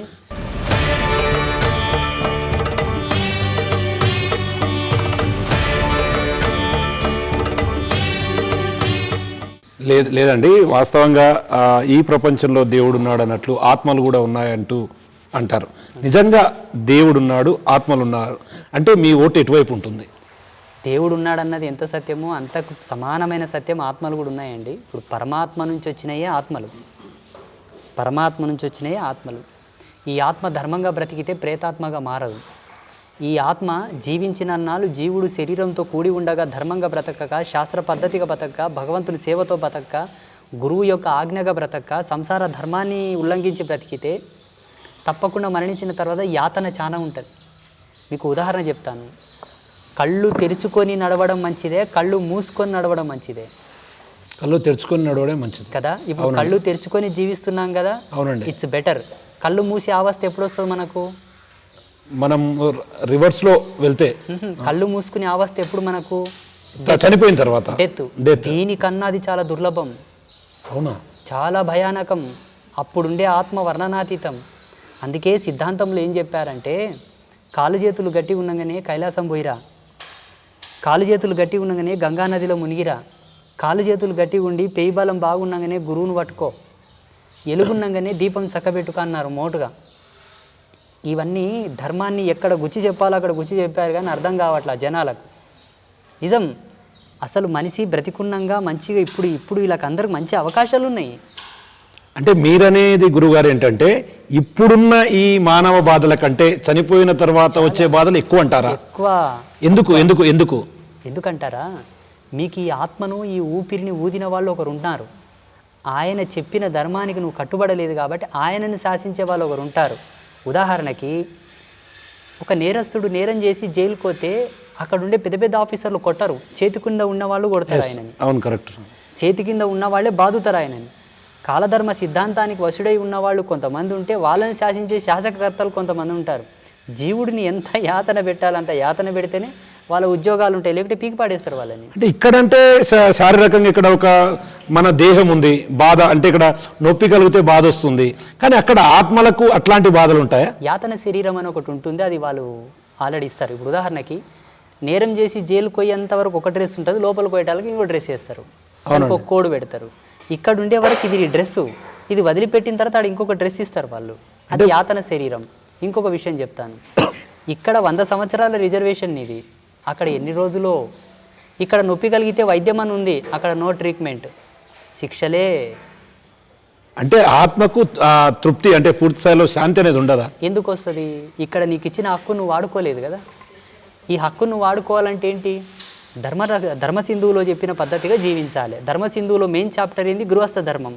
గృహస్థులు ఎంత సస్యశ్యామలంగా ఎంత అన్యోన్యంగా జీవించగలిగితే భగవంతుడు నీకు పుణ్యతిలకం పెట్టి స్వర్గానికి పంపుతాడు. పుణ్యతిలకం అంటే ఇక్కడ పెడతారు నష్టన. వీరతిలకం, పుణ్యతిలకం, గౌరీ తిలకం, గణపతి తిలకం, శక్తి తిలకం అని కొన్ని బొట్లు ఉన్నాయి మనకు. బొట్లలో కూడా రకాలు వెతికినాం చూడండి మేము. ఊకేదో గీసుకోవడం కాదు పిచ్చి కుక్కల్లాగా. ఎంత విశ్లేషణ ఉంది సనాతన ధర్మంలో. కట్టే కట్టుకు కూడా ఒక అర్థం చెప్పారండి మా వాళ్ళు. ఏదో బట్ట కదా నేసినాం అట్లా దాపు కట్టుకుందాం అనేది కాదు, దానికి ఒక అర్థం పరమార్థం రెండు ఉన్నాయి. మొన్న ఒక ఆయన కాలు జారి బావిలో పడ్డాడు ఇక్కడ ఒక అబ్బాయి. వాళ్ళమ్మ గట్టున పని చేస్తుంది. ఆ అబ్బాయిని పైకి గుంజడానికి ఏం లేకపోతే మాతృమూర్తి తన చీరని ఇడిసి బావిలోకి ఇడిసి అబ్బాయిని పైకి గుంజింది. స్త్రీ ధరించేటటువంటి చీరతోటి కూడా ప్రాణ సంరక్షణ ఉంది, ప్రాణం తీసేది కూడా ఉంది. ఒక మొగోడు వేధిస్తున్నాడని అదే కొంగుతో ఉరేసి చంపింది మహిళ. అదే కొంగుతోటి ఉయ్యాల కట్టి ఒక బిడ్డ యొక్క లాలింపు చేసింది. అంటే ఒక మన సనాతన ధర్మంలో కట్టే ప్రతి కట్టుతో కూడా జీవ ప్రేరణ ఉంది, లోక కళ్యాణం ఉంది. వేరే ధర్మాల్లో ఉందా? లేదండి. గింత వేసుకుంటారండి చెడ్డి. అదే ఆమె భర్త కానీ అబ్బాయి కానీ గుంతల పడితే దాన్ని ఇడిసి కాపాడగలదా? లేదండి, అసలు అది సాధ్యం కాదు. శ్రీరామ. అయితే నేనేమంటున్నా, ఈ మధ్యలో ఆధునిక విజ్ఞానం అంతా కూడా సైన్స్ అంతా కూడా బాగా డెవలప్ అయిన ఈ తరుణంలో గర్భవతులకు కొన్ని ట్రైనింగ్లు ఇస్తున్నారు సుఖప్రసవం అవ్వాలని. గురుగారు ఇప్పుడు ఇస్తున్నారండి. ఇదంతా ట్రాష్. అనాదిగానే మన వాళ్ళు, మా భారతీయ ఋషులు, మన గురువులు, మన హిందూ ధర్మంలో తిరగాలని ఒకటి పెట్టేవాళ్ళు. అవునండి. ఒక మహిళ కూర్చొని ఆ భంగిమలో ఉండి తిరగలి తిప్పితే అబ్డామినల్ కింది ఫంక్షన్ అంతా కూడా ఒక మోతాదులో క్రమబద్ధీకరించబడి ఆమె సుఖప్రసవం చేసుకునడానికి ఒక మంచి ఎక్సర్సైజ్ అది. అలాగే రోకలితో దంచిన చెస్ట్ ఫంక్షన్ అంతా కూడా ఒక క్రమబద్ధీకరించబడేది. రోకలి చాట జరిగిన, అంట్లు తోమిన, వంగబడి కసు ఊడ్చిన, ముగ్గు పెట్టిన, కూర్చొని రొట్టెలు చేసిన, చపాతీలు చేసిన, వంట వండిన. నిలబడి వంట చేయకూడదు. దానివల్ల బ్లడ్ సర్క్యులేషన్ దెబ్బతింటుంది. బీపీ, షుగర్ లెవెల్స్ అన్నీ కూడా డౌన్ అయిపోతాయి. ఫ్లోరా సిస్టమ్ అంతా కూడా మైనస్ అయిపోతుంది. కూర్చొనే వంట చేయాలా. పాకశాస్త్రంలో కూర్చొని వంట చేస్తే ఆ వంటకో రుచి వస్తుందంట. దాంట్లో ఒక ఆరోగ్య సూత్రం ఉంటుందట. నిలబడి వంట చేయరాదు. నిలబడి ఎప్పుడు వంట చేస్తారు తెలుసా? వాస్తవంగా నిలబడి ప్రేతానికి సంబంధించిన కూడు వండుతారు నిలబడి. ప్రేతం కూడది. దేవుళ్ళ వంట కాదు, మనుషుల వంట కాదు. ఏం చేస్తాం? ఇప్పుడు టెక్నాలజీ ఇంత డెవలప్ అయిన తర్వాత ఈ సూత్రాలు ఎందుకు ప్రవేశపెడుతున్నారు? పాతకాలం పాటించమని ఎందుకు చెప్తున్నారు? సైన్స్ డెవలప్ అయిన తర్వాత ఇంకా నాన్ స్టిక్ ప్యానల్స్లతో వచ్చిన తర్వాత ఇంకా ముందుకెళ్ళాలి కానీ వెనక మట్టి కుండల వరకు ఎందుకు వస్తున్నారు? అవును, ఇప్పుడు మొత్తం కూడా రివర్స్ అవుతూ వస్తుంది. ఎందుకు వస్తున్నారు? అంటే ఈ లక్షల సంవత్సరాల కిందనే మాకు తెలిసి ఇదంతా ఏంటి గురుగారు ఇది ప్రమోట్ చేసినా కూడా మళ్ళీ రివర్స్ రాక తప్పదు ఎందుకులే అని ఆ అడికే ఉండిపోయినాం మంచమున్న కడకాలు చాపుకొని బతికినాం. ఇప్పుడు తిరిగి అదే రిపీట్ అవుతుంది ఏంటి ఇన్ని బ్యాళ్ళు కడిగి పొయ్యి మీద పడేసి ఇంత ఉల్లిపాయ ఇంత పచ్చిమిరపకాయ అంత పసుపు ఉప్పు వేసినామా అదొక వంట. అనారోగ్యరహితమైనటువంటి వంట, ఆరోగ్యకరమైన వంట. ఇప్పుడేమైంది ఎవరెస్ట్ మసాలా వేయండి ఇంత స్మెల్ వస్తుంది అన్నారు, వాడి ఇప్పుడు క్యాన్సర్లు వస్తామంటున్నారు. వాస్తవం. ప్రమోట్ చేసేది మీరే, వెనక్కి వచ్చేది మీరే. ఇదేం పిచ్చిమాలోకం టైంపాస్ కాకపోతే. అప్పుడేముండంటే అలా ఉరికి ఇలా వచ్చే బదులు ఈయనే ఉండు, భగవంతుని చేరుకో, ఆధ్యాత్మికంగా క్వాలిఫైడ్ అవుతావు, సంసారంగా క్వాలిఫైడ్ అవుతావు, సమాజంగా క్వాలిఫైడ్ అవుతావు, ముక్తుడవైతావనే మాకు ఇన్ని ధర్మాలు పెట్టారు మన దాంట్లో. పెయ్యి బలిచి ఒళ్ళు బలిసి హిందూయిజంలో ఇంతమంది దేవుళ్ళు, ఇన్ని ఆచారాలు, ఇన్ని పండుగలు, వారానికో వ్రతం, నెలకో పండగ, నెలకో జాతర, ఏంది ఇదంతా అని చెప్పేసి ఏదో అట్లా కళ్ళు మూసుకొని కన్నీరు గార్చామా స్వర్గం కోయామంట. అబ్బా ఎంత తెలివిమంతులో, స్వర్గంకి అంత ఈజీగా పోతారా? సతీ సుకన్య, నర్మదాదేవి, సతీ అనసూయ, సతీ సావిత్రి వీళ్ళు స్వర్గానికి సశరీరంతో పోయారు. ఎంత పతివ్రత మాతల్లులు వాళ్ళు, ఎంత సత్యనిరతితో బ్రతికారు, ఎంత ధర్మనిష్టతో బ్రతికారు. వాళ్ళు స్వర్గం కోతారు, మీరంత పుణ్యాత్ములు ఆ స్వర్గం కోనికే. అమ్మో ఒక జీవి చస్తే తప్ప మీ కడుపు నిండేది, మీరు పుణ్యాత్ములు, మీకు ముక్తి వస్తుంది, మీకు మోక్షం వస్తుందా? అంటే స్వర్గానికి వెళ్ళాలన్నా నరకానికి వెళ్ళాలన్నా మనం చేసిన పనుల్లోనే అది క్లియర్గా మాకు పురాణాల్లో ప్రమాణాలు ఉన్నాయండి. స్వర్గంకి ఎవరెవరు పోతారో మాకు మంచి రిఫరెన్సెస్ ఉన్నాయి. ఇప్పుడు వేరే రిలీజియన్లో మనం స్వర్గం కోతాం, మనం ఇక్కడ పోతాం కదా. అయ్యో స్వర్గం అమెరికా కోవాలంటేనే నానా తంటాలు పడాలి, పాస్పోర్ట్ కావాలి, అమెరికా కోవాలంటేనే నానా తంటాలు పడాలి. అంత ఈజీగా మీరు స్వర్గం కోతారా? జనాలను మాయబెట్టి మభ్యపెట్టి వాళ్ళ యొక్క పబ్బం గడుపుకోవడానికి, వాళ్ళ మార్కెటింగ్ పెంచుకోవడానికి, వాళ్ళ బిజినెస్ ఆధ్యాత్మికత కాదు, భగవత్ సాక్షాత్కారం కాదు, భగవంతుని మెప్పు కాదు, భగవంతుని యొక్క సేవ కాదు, భగవంతుని నిరతి కాదు, అది భ్రష్టు. వాస్తవంగా స్వామి అంటుంటారు కదా, స్వర్గాలు నరకాలు అంటే ఈ స్వర్గాలు నరకాలకు వెళ్ళాలంటే ఈ పనులు చేయాలి, స్వర్గాన్ని చూడాలంటే కూడా దానికి ఒక మెట్టు ఉంటుంది, దాన్ని పూర్తి స్థాయిలో చేరుకోవాలంటే ఎన్నో రకాలైనటువంటి పరిస్థితులను, అంటే ఆత్మలకు కూడా స్వర్గానికి వెళ్ళాలంటే ఏం చేస్తే సాధ్యమవుతుందంటారు? ఆయన ఒకవేళ భార్య పిల్లలతో కూడి ఉన్నవాడై మరణిస్తే తన కొడుకులు ఆయనకు స్వర్గానికి పంపడానికి కొన్ని పుణ్యకర్మలు ఇక్కడ కనుక ఆచరిస్తే ఆయన ఆత్మ పోతుంది.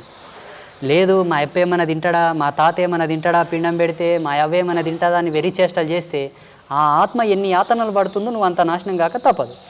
చనిపోయిన తర్వాత మనిషి అంటే మనం ఇప్పుడు చాలా చూస్తుంటాం, పితృదేవతలకు కానీ అన్నం పెడుతుంటారు, కాకులు వచ్చి తింటుంటాయి.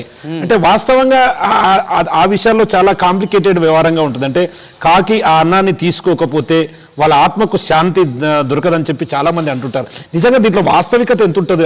కాకి అనే కాదండి, ఇంతకుముందు నేను చెప్పాను, భూత ప్రాయోపవేశం చేసి అక్కడ పాములు రాకుండా నేను ఆపినట్టునే మాటలు రాని ఏ జీవరాశి వచ్చి ముట్టినా ఆ జీవుడు ముట్టినట్టే లెక్క. మాటలు రాని ఏ జీవరాశి ముట్టినా. కాకినే ఎందుకు ప్రమాణంగా చెప్పారంటే కాకికి కొన్ని ధార్మికమైనటువంటి షరతులు ఉన్నాయి. మనకు ఉండేటటువంటి జీవధర్మ సిద్ధాంతం ప్రకారంగా కాకికి కొన్ని ప్రమాణాలు ఉన్నాయి. ఆ ప్రమాణాలను అనుసరించి కాకి ముట్టాలని ఒక ఏమంటారు దాన్ని, ఒక షరతు. ఉదాహరణకి గేదెకు ఆవుకు సేమ్ సిబ్లింగ్స్ ఉంటాయి, అవునా?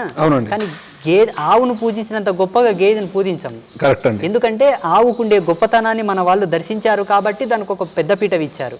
అదేవిధంగా అన్ని జీవరాశుల్లో కాకి ఉండేటటువంటి ప్రామాణికతలను అనుసరించి కాకి ముడితే మంచిది. కానీ ఏ జీవరాశి ముట్టినా ముట్టినట్లే లెక్క. కొంత మంచిది ఏంటంటే కాకి ముడితే మంచిది అంతే, కొంత మంచిది అంతే, స్పెషాలిటీ. ఇప్పుడు గురుగారు మన కుటుంబంలోనే అంటే ఏదో ఒక మనకు సంబంధించిన వ్యక్తులే చనిపోతారు, వాళ్ళ ఆత్మలు శాంతించాయా లేదా అని తెలుసుకోవడంలో కుటుంబ సభ్యులు పడే నరకయాతన చాలా ఉంటుంది వాస్తవంగా. ఎందుకంటే ఆయన కుటుంబం కోసం పడ్డటువంటి ఎంతో శ్రమ కావచ్చు, ఏదో కావచ్చు, అట్లా ఆత్మలు శాంతిస్తాయా నిజంగా? అట్లా ఆత్మకు శాంతి చేకూరాలంటే మనమేం చేయాలి? ఏ పితాపితరులు కూడా నా మన్మంగులు కష్టపడాలి, నా కొడుకులు ఏగాలే, రోగాల పాలు కావాలని కోరుకోరు. ఇది కరెక్ట్ అండి. కాకపోతే ఏంటంటే మన జన్మకు మూలమూలు కాబట్టి వాళ్ళు కొన్ని ఆస్తులు సంపాదించి మనకు అనుభవించమని ఇచ్చింటారు కాబట్టి గురుగారు ఆస్తులు సమకూర్చే కోణంలో వాళ్ళు చాలా కష్టపడి ఉంటారు పాపం. గురుగారు సమాజంలో ఎన్ని ఒడిదుడుగులు ఎదుర్కొనింటారో, ఎంత కష్టపడింటారో, ఆ కష్టం యొక్క శేషము దీని మీద ఉంటుంది. ఈ శేషానికి ప్రతికూలమైన సానుకూలమైనటువంటి ధర్మాన్ని ఇవ్వగలిగితే మనకేం జరగదు. ఇవ్వలేకపోతాం కాబట్టి ఆ శేషఫలం మనల్ని బాధిస్తుంది కానీ, ఆ ఉసురు మనల్ని బాధిస్తుంది కానీ వాళ్ళు ఏం మనల్ని చెడు కోరరు. ఏడ ఉన్నా నా వారసత్వం బాగుండాలనే వాళ్ళు కోరుతారు. వాళ్ళు కాదు మనల్ని యాతన చేసేది. వాళ్ళు చేసేటటువంటి ధర్మానికి ప్రతిధర్మం మనం ఇవ్వలేదు కాబట్టి ఆ ధర్మదేవత మనల్ని కష్టాలు పెడుతుంది. అంటే మీరు అన్నట్లుగానే మీరు చాలా ఇంటర్వ్యూలో కూడా చూశాను, పితృదోష నివారణకు సంబంధించి అంటే పితృదోషం తరతరాలుగా వాళ్ళ వారసులను వెంబడిస్తుంది, అది నిజంగా వాళ్ళని పట్టి పీడిస్తుంది, వాళ్ళకి ఇబ్బందులు పెడుతుంది అంటూ చాలా రకాలైనటువంటి అపోహలు ఉన్నాయి. నిజంగా పితృదోష నివారణకు ఒకవేళ ఉంటే వాటి నివారణకు ఎట్లా ముందుకు వెళ్ళాలి? సనాతన ధర్మంలో ప్రతిదానికి ఒక వ్యవహారమైనటువంటి ధర్మాన్ని పెట్టారు. మనకు పితృదేవతల కొరకు సపరేటు పితృపక్షం అని ఒక పక్షం ఉన్నది. పితృపక్షం అని ఒక పక్షం ఉంది. ఆ పితృపక్షంలో తప్పకుండా పితృదేవతలను ఆరాధించడం, పితృదేవతలకు తదితర శాంతులు జరపడం, దానాలు ఇవ్వడం, పితృదేవతలకు పుణ్యతర్పణాలు వదలడం వలన జీవుడికి సంవత్సరం పాటు ఏ కష్టం ఉండదు. ఒకవేళ మరణించిన వ్యక్తి ఒకవేళ అనారోగ్య బారిన పడి యాతన పడుతూ పడుతూ పడుతూ పడుతూ మరణించాడు అనుకోండి, తప్పకుండా 7 సంవత్సరాలు క్రమం తప్పకుండా పితృతర్పణాలు వదలాలి. 7 సంవత్సరాలు. లేదు సర్వసామాన్యంగా ఏదో ఆరోగ్యవంతంగా పోతూ గుద్దుకొని సచ్చిండు అనుకోండి, 3 సంవత్సరాలు వదలాలి. అదే లేకుండా ఆరోగ్యకరమైన మరణం పడుకున్నట్లనే గుటక అన్నాడు అనుకోండి, 1 సంవత్సరం పితృతర్పణాలు వదిలితే చాలు.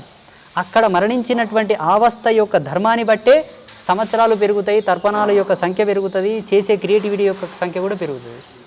అది పండితులను సంప్రదించి, మాబోటి వాళ్ళని సంప్రదించి దాని పద్ధతిగా ఆచరించాలి. గురుగారు, ఇప్పుడు చాలామందిని చూస్తుంటాం, చాలా కుటుంబాల్లో దైవ చింతనతో మెలిగే కుటుంబాలు చాలా ఎక్కువగానే ఉంటాయి. ఆ కుటుంబంలో ఒక గృహిణి ఉదయం లేస్తే ఖచ్చితంగా పూజలు నిర్వహిస్తుంది, తమ కుటుంబం కోసం ఆ దేవుడి ముందు అంటే మొక్కుతూ నిస్వార్థంగా ఎట్లాంటి స్వార్థం లేకుండా పూజలు చేస్తుంది. అయినప్పటికీ ఆ కుటుంబంలో శాంతి ఉండదు, ఆ కుటుంబానికి కష్టాలు తప్పవు, ఆ కుటుంబంలో లక్ష్మీదేవత నిలవదు అంటూ చాలామంది గృహిణులు ఇబ్బంది పడతారు. నిజంగా అట్లాంటి వాటికి ఏమైనా పరిష్కారం ఉందంటారా? ఉన్నాయి. ఇప్పుడు వాస్తవం చెప్పాలంటే ఏ కారణం లేకుండా ఈ భూప్రపంచంలో ఎండిపోయిన గడ్డి కూడా రాలదు. అకారణంగా ఏ కారణం లేకుండా ఎండిపోయిన గడ్డి కూడా రాలి పడదు. అటువంటిది ఒక శ్రేష్ఠ సంసార ధర్మం లోపల ఒక యజమాని కష్టపడతాడు అనుకోవడం ఎట్లా చెప్పండి? అయితే ఆయన కష్టపడుతున్నాడు, ఇబ్బంది పడుతున్నాడు అంటే అందుకు బలమైన కారణం కూడా ఉండవాలి గురుగారు. ఆ కారణం ఏంటో తెలుసుకొని దానికి తగిన పరిష్కారం చేసుకుంటే.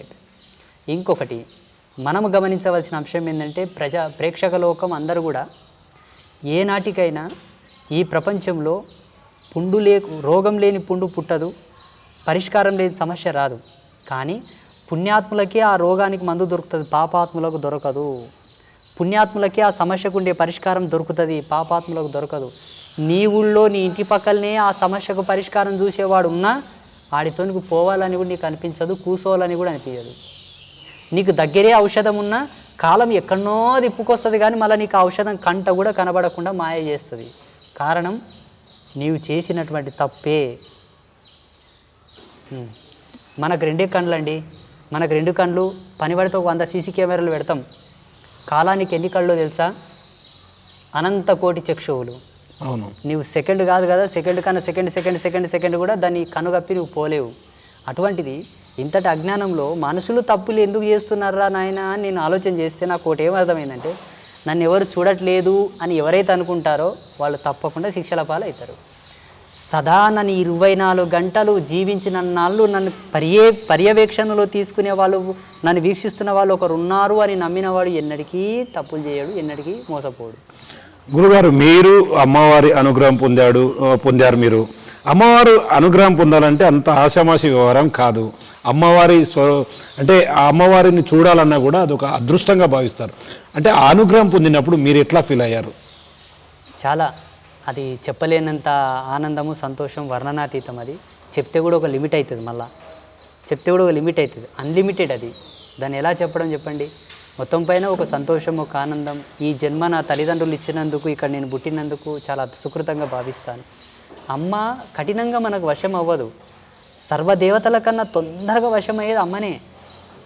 అమ్మవారు చాలా తొందరగా ప్రసన్నమవుతుంది. కాకపోతే అమ్మ ఒక చిక్కు మీద పెడుతుంది. ఏంది ఆ చిక్కు? అమ్మతనముతో ఆడని వాడికే తొందరగా అనుగ్రహం ఇస్తుంది. అమ్మతనంతో ఆడుకున్న వాళ్లకు రాదు. హరిహర బ్రహ్మలనైనా పోరనైనా అని చెప్తుంది కానీ దగ్గరికి రాని ఇదొక్కటే అమ్మ వశం కావాలంటే కారణం. అమ్మతనాన్ని అర్థం చేసుకొని అమ్మతనానికి దగ్గరగుండి అమ్మతనాన్ని గౌరవించినందుకేమో తొందరగా నాకు వశమైంది. అంటే ఎన్ని రోజులు స్వామి దీక్ష? చాలా రోజులు దీక్ష చేసినట్టుగా కూడా తెలిసింది. ఆ దీక్ష ఎన్ని రోజులు పట్టింది?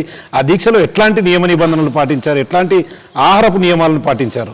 ప్రపంచ సాధు సంతు వారసత్వ పరంపరలో యావత్ ప్రపంచంలో ఉండేటటువంటి సాధువుల సమూహంలో ఐఎమ్ ద సో బెటర్.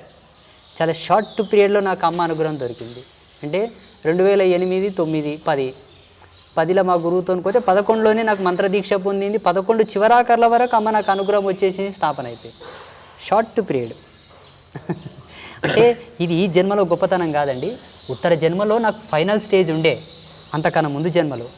ఆ జన్మలో కూడా ఏదో చిన్న మిస్టేక్ వలన ఇక్కడ నాకు రిజర్వేషన్ వచ్చింది.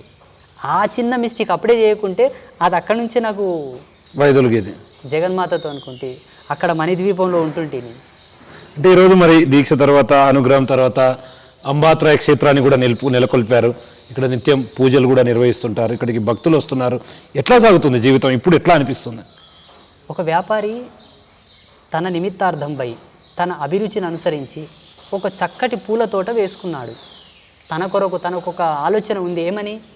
ఒక పూల తోటలో నేను విహరించాలని ఒక గోల్ ఉండేది ఆయనకు. ఆ పూల తోటలో వికసించిన పువ్వుల యొక్క అందాలు చూడడానికి ఎక్కడెక్కడలో నుంచో గుంపులు వచ్చారు. అవునండి. వచ్చిన తర్వాత పువ్వుల యొక్క అందాలను తిలకించడమే కాక దాని సుగంధభరితమైనటువంటి వాసనలు కూడా వాళ్ళు ఆస్వాదిస్తున్నారు. గురువుగారు జనాల కొరకు ఆయన పూలతోట వేసిలేడు, తన కొరకు తాను పూలతోట వేసుకున్నాడు.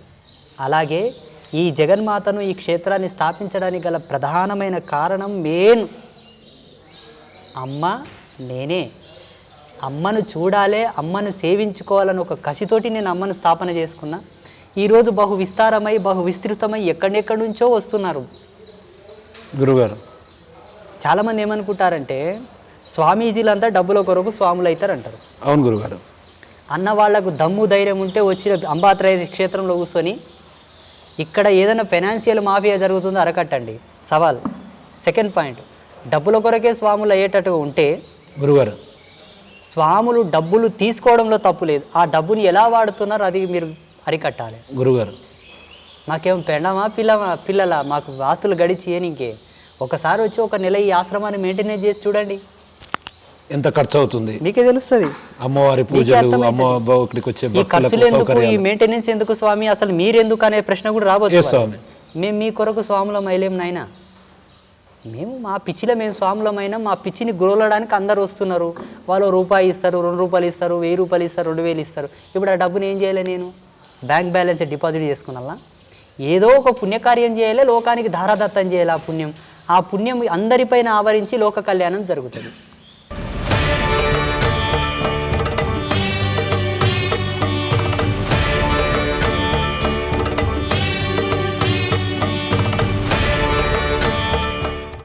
స్వామి, గురుగారు ఒకవైపు సాధువులు, మరోవైపు అఘోరాల గురించి కూడా మీరు చాలా మంచిగా మాట్లాడారు. నేను చాలా చూసిన. వాస్తవంగా అఘోరాలకు నిజంగా అంతటి శక్తులు ఉంటాయా? అఘోర కావాలంటే ఈ అన్ని సంవత్సరాలు పూర్తిస్థాయిలో నిబద్ధతో ఉంటేనే సాధ్యమవుతుందా? అఘోరాల గురించి మీకు తెలిసిన విషయాలేంటి? మనకు శృతం, శ్రౌతం, ధాత్రం అని 3 రకాలు ఉన్నాయి. శృతం, శ్రౌతం, ధాత్రం అని. శృతం, శ్రౌత్రం, ధాత్రం అంటే అర్థం ఏంటో తెలిసిన గురుగారు? మోటుగా చెప్తాను వినండి. ఒకటి, అతను సెల్ఫ్గా తనకు తానుగా ఏదియూ సంపాదించుకొని తినేటటువంటి సాహసం చేయడు గురుగారు.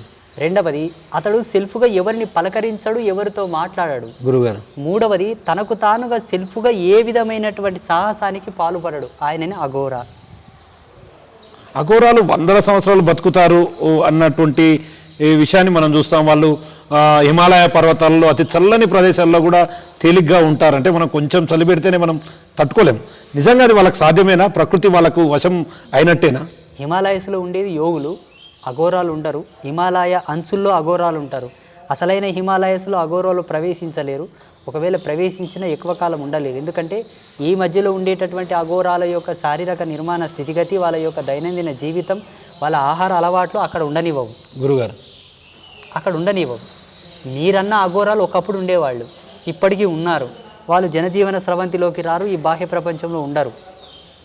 వాళ్ళకి మొత్తం శివుడే ఓవరాల్గా చాలా చూస్తుంటారు. అంటే కుంభమేళాలు నిర్వహించినప్పుడు నేను చెప్పాను కదా, శ్రుతం శ్రౌతం ధాత్రం అని నేను 3 లక్షణాలు చెప్పాను కదా.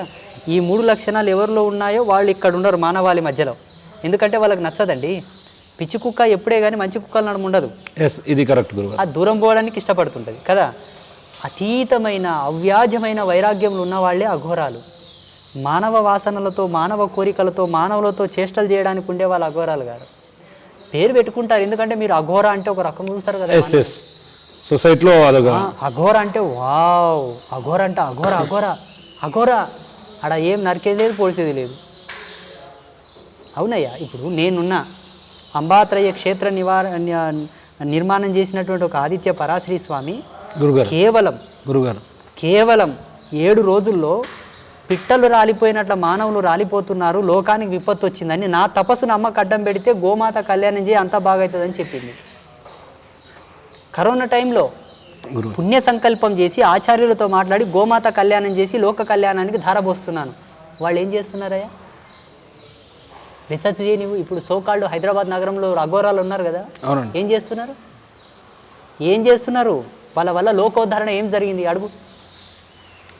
చెయ్యాలే. ఒక గురువు అన్నాక లోక కళ్యాణ కారకమైనటువంటి ప్రసిద్ధాత్మకమైనటువంటి కైంకర్యములు చేయాలి. ఏం చేస్తున్నారు? అంబాత్రయ క్షేత్రం అనేది ప్రపంచంలోనే ఒక 8వ వింత, 8th వండర్. మీలాంటి మేధావులు కొంత చదువుకునే వాళ్ళు ఏమంటారంటే స్వామీజీలు అంటే ఉత్త దొంగలు, ట్రాష్, బురుడి బాబాలు అంటారు. మొన్న విశాఖపట్నం ఆంధ్ర యూనివర్సిటీ వాళ్ళు నాకు స్పిరిచువల్ సైంటిస్ట్ అవార్డు ఇచ్చారు. ఆధ్యాత్మిక శాస్త్రవేత్త. ఎందుకు ఇచ్చారో తెలుసా? గురుగారు, నా యూట్యూబ్ అంతా వడగట్టారంట వాళ్ళు. టోటల్గా చూడడం, మన యూట్యూబ్ మొత్తం చూశారు, సుమన్ టీవీలో ఇంటర్వ్యూ చూశారు. అవునండి. మేము చెబుతున్న ఆ అంశాలను, నేను చెప్తున్నటువంటి ఏవైతే విషయాలు ఉన్నాయో 7 మంది ప్రొఫెసర్లు వాటిని బాగా విశ్లేషణ చేశారు. అందరూ డాక్టరేట్ పొందిన వాళ్ళే, వాళ్ళు కూడా పెద్ద పెద్ద అవార్డు గ్రహీతలే. వాళ్ళందరూ సమగ్రంగా నిర్ణయం చేసి ఎస్, ఈయన చెప్తున్న దాంట్లో వాస్తవికత ఉన్నది, ఆధ్యాత్మికతకు విజ్ఞానానికి అనుసంధానమైనటువంటి కనెక్షన్స్ ఉన్నాయని వాళ్ళు గ్రహించి విశ్లేషణ చేసి నాకు ఫోన్ చేశారు. అయ్యా, మేము ఇట్లా యూనివర్సిటీ మాట్లాడుతున్నాం, మీకు ఒక అవార్డు ఇవ్వాలనుకుంటున్నాము అని. ఏం అవార్డు? స్పిరిచువల్ సైంటిస్ట్ అవార్డు అన్నారు. నేను షాక్ అయినా. అయ్యో, మాలో కూడా శాస్త్రవేత్తలు ఉన్నారా? మేము కూడా సైంటిస్టులమా? మమ్మల్ని కూడా సైంటిస్టులో గుర్తించే ప్రపంచం ఉందా ఇక్కడ? దేవుడు ఇప్పుడు పుణ్యంగానే వచ్చాడు నాయన అనుకున్నాను. నేను అన్నాను, సార్ మేమేం ఆవిష్కరణ చేశామండి, మమ్మల్ని శాస్త్రవేత్తలు అంటారండి. ఒక వ్యాక్సిన్ కనిపెట్టామా, ఒక ఫార్ములా కనిపెట్టామా, ఏం చేశాము అండి అని. ఆయన ఏమన్నాడు పెద్ద మనిషి, గురూజీ మీ ప్రతి వీడియో మేము చూసామండి, 7 మంది ప్రొఫెసర్ల సమక్షంలో నిర్ణయం చేశామండి మీకు అవార్డు ఇవ్వాలని, దయచేసి మీరు రావాలి అన్నారు. వెళ్ళాము, మొన్న ఇచ్చారు. నేనేమనుకున్నానో తెలుసా గురుగారు, ఈ హిందూ ధర్మానికి ఇది ఒక పెద్ద పట్టాభిషేకం అనుకున్నాను. మాలో కూడా శాస్త్రవేత్తలను గుర్తించారండి. డాక్టరేట్ టైప్గా ఇప్పుడు నెక్స్ట్ మంత్ డాక్టరేట్ కూడా ఇస్తారంట. ఓకే, ప్రమోట్ చేశారు ఆల్రెడీ. ఓకే, మాలో కూడా శాస్త్రీయతను, శాస్త్రవేత్తలను చూశారని ఒక ఆనందం. అక్కడే డిక్లేర్ చేశాను, ఈ అవార్డు భారతదేశంలో ఉండే సాధు లోకానికి అంకితం. నాకొక్కరికే కాదు, మొత్తం సాధు సంతు మండలానికి అంకితం. అంటే ప్రతి ఒక్క గురు బాబాలు ఇట్లా వచ్చినప్పుడు ఒక్కో రకమైనటువంటి రూమర్స్ కూడా క్రియేట్ అవుతూ ఉంటాయి. మీరు చాలా సందర్భాల్లో వారాహికి సంబంధించినటువంటి అంశాలను మాట్లాడడం, సినీ స్టార్ ప్రభాస్ గారి గురించి కూడా మాట్లాడారు. నిజంగా దాంట్లో అంటే ఎందుకు వాళ్ళ గురించి ప్రస్తావించారు, వాళ్ళ గురించి చెప్పాలన్న ఆలోచన మీలో ఎందుకు కలిగింది? ఋషి ధర్మం ఏంటంటే వాళ్ళు చెప్పిందే జరుగుతుంది, జరిగేదే వాళ్ళు చెప్తారు. పోనీ జరగాల్సి లేకున్నా కూడా వీళ్ళ మాట కన్నా కాలం కట్టుబడి పని చేస్తుంది. కానీ ఆ వాక్కు పవర్ అలా ఉంటుంది, టాకింగ్ పవర్. ఎందుకంటే గబ్బు గదురు దినం, పనికిరాని మాట్లాడడం, ఈ వాక్కు భగవంతుని కీర్తించినది కాబట్టి భగవంతుడికై కీర్తించబడే ఈ వాక్కుని ఎలా వాడుకోవాలో మనకు ధర్మంలో చెప్పి ఉన్నారు గురుగారు. ధర్మంలో మనకు చెప్పి ఉన్నారు. అదే క్రమబద్ధీకరణ పద్ధతి లోపల మా వాక్కును వాడతాం కాబట్టి గురుగారు మాకు ఆ పవర్స్ ఉంటాయేమో. ఆశీర్వదించే హక్కు, అనుగ్రహించే హక్కు, అన్ని హక్కులు మాకు ఉంటాయేమో అని నేను అనుకుంటాను. ఆ కాలక్రమంలో వాళ్ళు కొంతమంది అడుగుతారు మమ్మల్ని. ఆ కాలక్రమేణా ఆ సందర్భానుసారంగా కొందరు అడుగుతారు మమ్మల్ని, ఏమని, ప్రభాస్ గారు అంటే ఇట్లా, ఇదంటే అట్లా, అదంటే ఇట్లా. సరే అవుతారప్ప, మంచిగా అవుతారని చెప్తాం, అది అయిపోతుంది.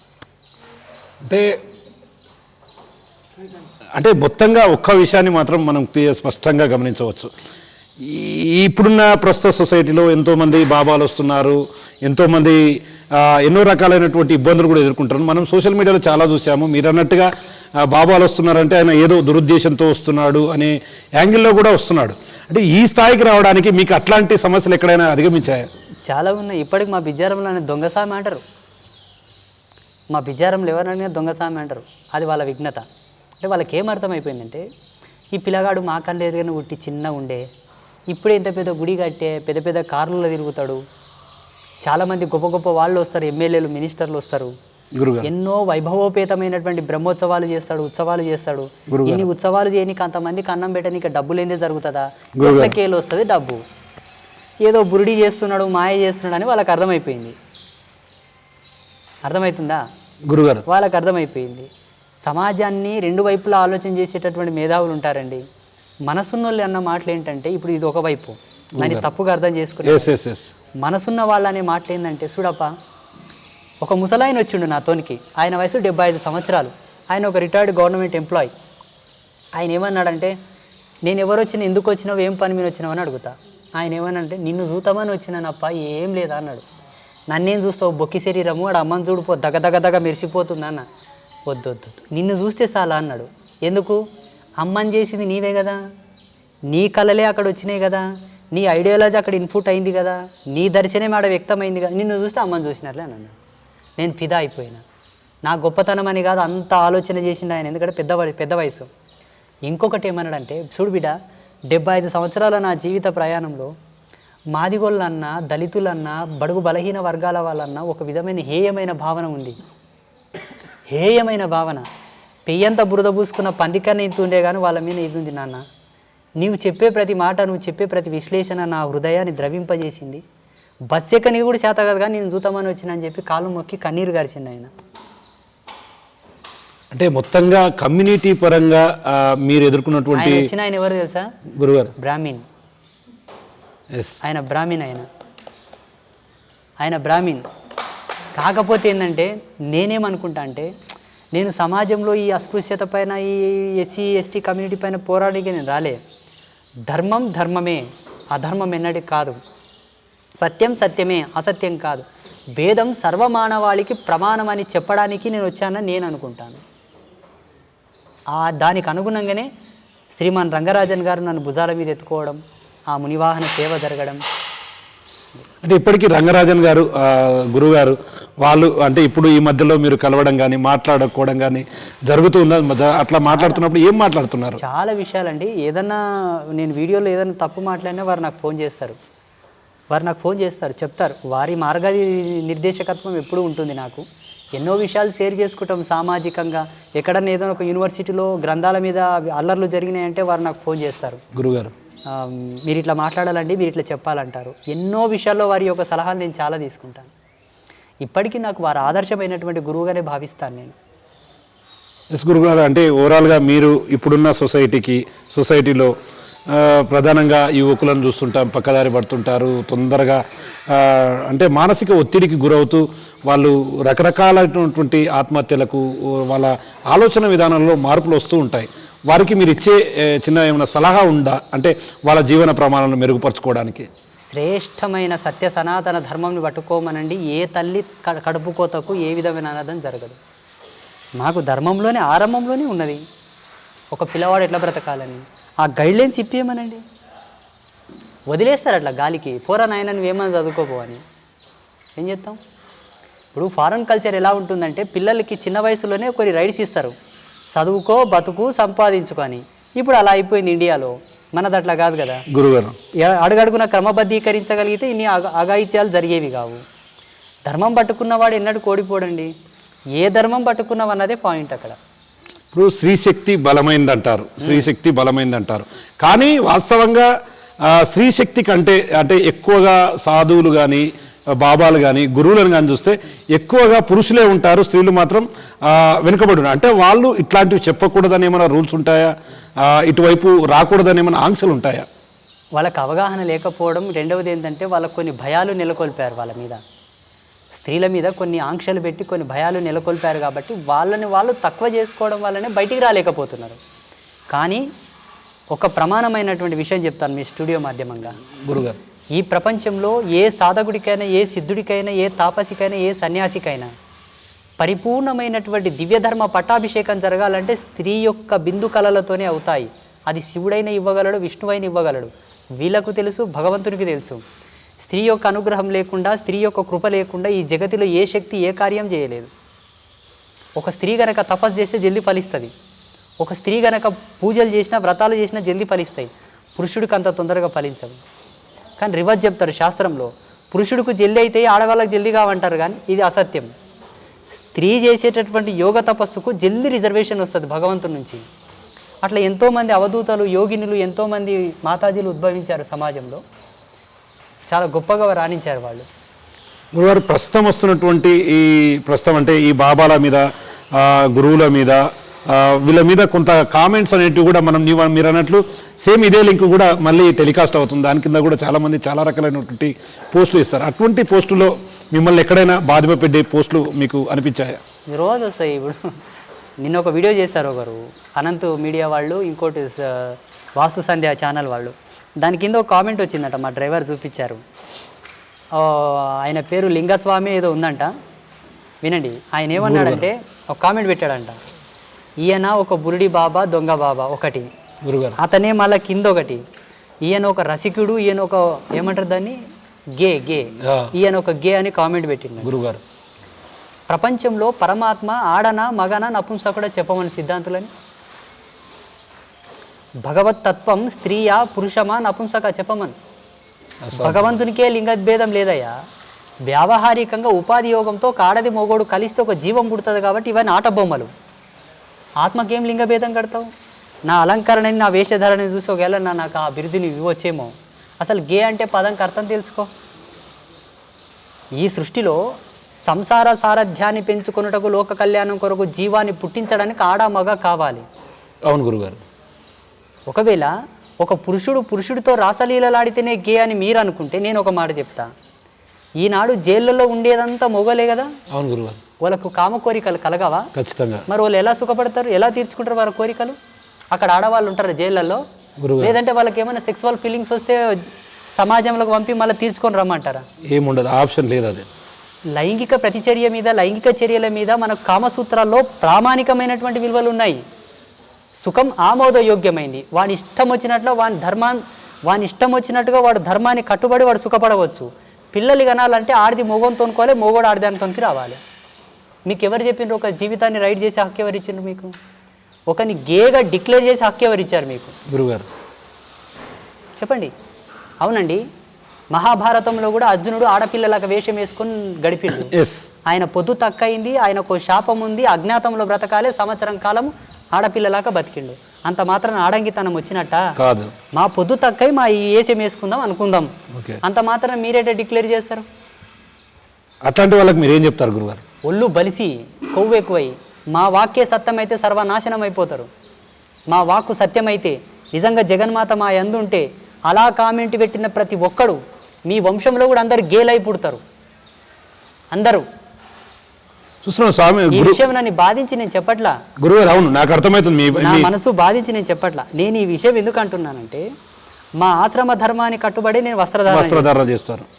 జగన్మాత యొక్క కళానుగుణ శక్తిని నాలో ప్రవేశింపజేసుకున్నాను కాబట్టి నా ఆహార్యం అలా ఉండవచ్చును. అవును గురుగారు. అది నా కర్మ అనుకో, నా విఘ్నత అనుకో, ఆ భగవతి నా యందు ఉండే ప్రసన్నత అనుకో, శాపం అనుకో, అది నాకు సంబంధించింది, వ్యక్తిగత. నీకేం నొప్పి? అవును గురుగారు. నీకేం నొప్పి? నీకు బాధ ఏంటి? నా వల్ల నువ్వేమైనా బాధితుడు అయితే వచ్చి మాట్లాడు. అది శారీరకంగా, మానసికంగా. అంతే. ఇప్పుడు నువ్వు కామెంట్ పెడతావయ్యా, కామెంట్ పెట్టిన తర్వాత ఒక సద్భక్తుడు ఆ కామెంట్ చూస్తాడు. ఆయనకు డౌట్ ఏమొస్తుందంటే, నిజంగా మా స్వామీజీ అటువంటి వాడేనా, అట్లా ఏమైనా చేసిండా? వాని భక్తి కూడా ముందలుకోదు, కంపగాల. వాడు భక్తి చేయనికి కూడా వెనకడుగు పెడతాడు. పోనీ వీళ్ళకన్నంత అవగాహన ఉందంటవా? అది లేదు. అప్పుడు ఏం చేయాలి? ఆయన బాయిల పడ్డ కప్పలాగా కావాలి. నువ్వు అంత సెల్ఫ్గా డిక్లేర్ చేసేవి. అసలు గే అనే పదానికి ఆయనకు అర్థం తెలుసా? గే అంటే ఎవరు చెప్పమని చూస్తా? అంగ పరిణామం వెల్లుల్లిపాయంత ఉన్న వాళ్ళని గే అనాలి. పురుషాంగం వెల్లుల్లిపాయంత ఎవరికి ఉంటుందో వాళ్ళని గేస్ అనాలి. ఓని వచ్చి కొలత చేసుకోమని రమ్మన్ కొంతమంది పురుషులకు అంగం ఉంటుంది కానీ స్తంభించదు, కొంతమంది పురుషులకు అంగం ఉంటుంది కానీ వీర్యం పడదు, మూత్రం పోయినకనే పనికొస్తుంది. కొంతమంది పురుషులకు అంగం స్తంభిస్తుంది, వీర్యం పడుతుంది కానీ సెక్సువల్ ఫీలింగ్స్ లేకుంటాయి, మొగోడే కానీ ఆ ఫీలింగ్స్ లేకుంటాయి. కారణం పూర్వజన్మలో వాళ్ళు చేసిన పాపం, ఆ శాపం. అలా ఆ యొక్క అంగగుళిక సామర్థ్యాన్ని అనుసరించి వాడు గేనా, హిజ్రానా, నపుంసకుడా, కొజ్జానా డిక్లేర్ చేయాలి. అందరిని ఒకే తాటి మీద తీసుకురారు.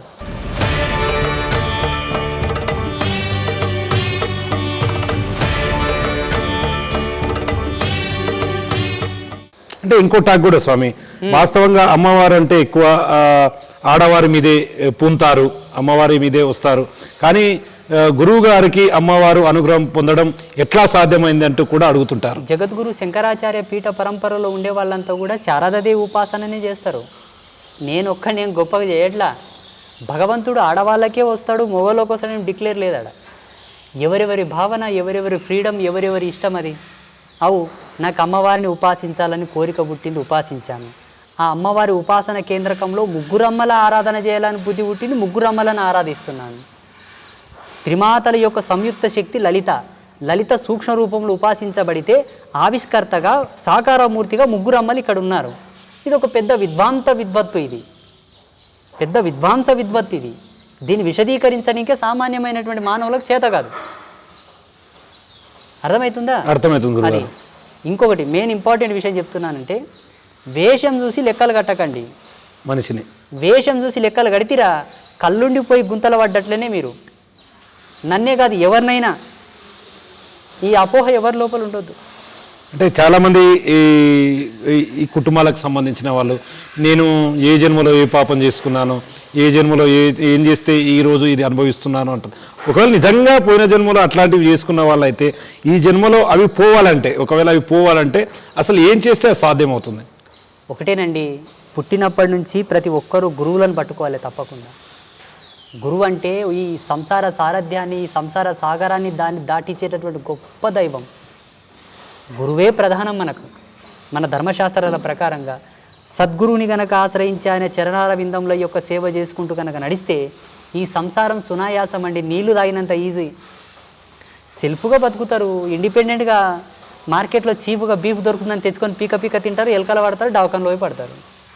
గురువుతో అనుకోతే అది ఏడు కదా, మందలిస్తారు, తినకు, తాగకు, మంచిగా బతుకు, అట్లా చెయ్యి, ఇట్లా చెయ్యి. ఎప్పటికెప్పుడు ఎద్దుల నాలు ఇచ్చినట్లు అలిస్తాడు కాబట్టి వాడు ఆటోమేటిక్గా బాగా అవుతాడు. ఫ్రీనెస్ ఎక్కువ కోరుకుంటారు సొసైటీలో. అందుకే కదా ఈ పాషాండ మతాలు ఎక్కువ పెరుగుతున్నాయి. ఒక అతను నాకు ప్రశ్న వేసిండు, హిందూ ధర్మం ప్రపంచంలో ఎందుకు వ్యాప్తి చెందలేకపోయింది అంట. వేరే మతాలు ఎందుకు స్ప్రెడ్ అవుతున్నాయి, జనసంఖ్య ఎక్కువ ఎందుకు పెరుగుతున్నదంటే అక్కడ స్వేచ్ఛ ఉంది. ఎవడే కానీ ఫ్రీగా ఉండడానికి ఇష్టపడతాడు, తిని తాగానికి ఇష్టపడతాడు, హ్యాపీగా ఉండడానికి ఇష్టపడతాడు. కాబట్టి అవి ఎక్కువ పెరిగిపోతున్నాయి. మాది పరమ పవిత్రమైనటువంటి పతివ్రత ధర్మం. మాది పతివ్రత ఎప్పటికెప్పుడు జాగరూకతతోనే ఉంటుంది, పద్ధతితోనే ఉంటుంది. దాపుకొని బతుకుతుంది, తెరుసుకొని బతకదు. అందుకే ఈ ధర్మం అమృతంలాగా ఇంతే ఉంది, విషంలాగా ఇంతలా, గంగిగోవుపాల్లాగా మా ధర్మం. గురుగారు అంటే మొత్తం మీద అమ్మవారి అనుగ్రహం పొందారు, ఇక్కడికి వచ్చారు. ఇక్కడ అమ్మవారి అనుగ్రహం పొందానంటవా అని అంటే ఏం చెప్తారు గురుగారు? నేనేమో మీరు పొందారని నేను అనుకుంటున్నాను. నువ్వు చెప్పు, పొందానా లేదా? పొందారు స్వామి, నేను అనుకుంటున్నాను పొందారని అనుకుంటున్నాను. లేకుంటే ఇక్కడికి వచ్చి ఎటువంటి లాభాపేక్ష లేకుండా ఇట్లాంటి ఒక ఆశ్రమాన్ని నెలకొల్పి వాళ్ళు వస్తున్నారు, మీకు చేతనైనంత బోధన వాళ్ళకు మీరు చేస్తున్నారు. లాస్ట్ ఒక మాట చెప్తాను, మాట కడ్డొచ్చినందుకు ఏమనుకోకండి. లేదండి. సమాజంలో వీళ్ళకైనా కొన్ని విషయాలు తెలియకపోవచ్చు. బిడ్డలు పుట్టి కూడా లాలిత్వం చూడలేని తల్లి కాదు, గొడ్రాలే. పిల్లలు పుట్టి కూడా చనిపోతున్నారంటే లాలిత్వం చూడకుండా, ఆమె మలమూత్రాలతో పక్క తడుపుకోకుండా, పాలియకుండా, ప్రేమ లాలింపు చూడని తల్లి కాదు. శాస్త్రం చెప్పిన మాట, ఆమె గొడ్రాలే. మొగతనం ఉండి కూడా సంతానం ఇయ్యలేని వాడందరూ నపుంసకులే. శాస్త్రం చెప్పిన మాట. ఏదో ఆడవాళ్ళగా రాసలాడినరు, మొగోళ్ళతో రాసలాడిన అంత మాత్రాన నపుంసకుడు గే అంటే ధర్మం కాదు. విహారము, ఆనందము వ్యక్తిగతం. అది వ్యక్తిగతం అండి. నీకు ఇష్టం వచ్చినట్లు నువ్వు సుఖపడుతుంటావు, నీ ఇష్టం వచ్చినట్లు నువ్వు ఉంటుంటావు. దానివల్ల అవతలి వాడు ఇబ్బంది పడితే అది రైడ్ అవుతుంది, ఆంక్ష అవుతుంది. మీకు డిక్లేర్ చేసే హక్కు లేదు. అసలు పురుషుడు ఎవడయ్యా అంటే నేను చెప్తాను, బాగా గుర్తుపెట్టుకోండి.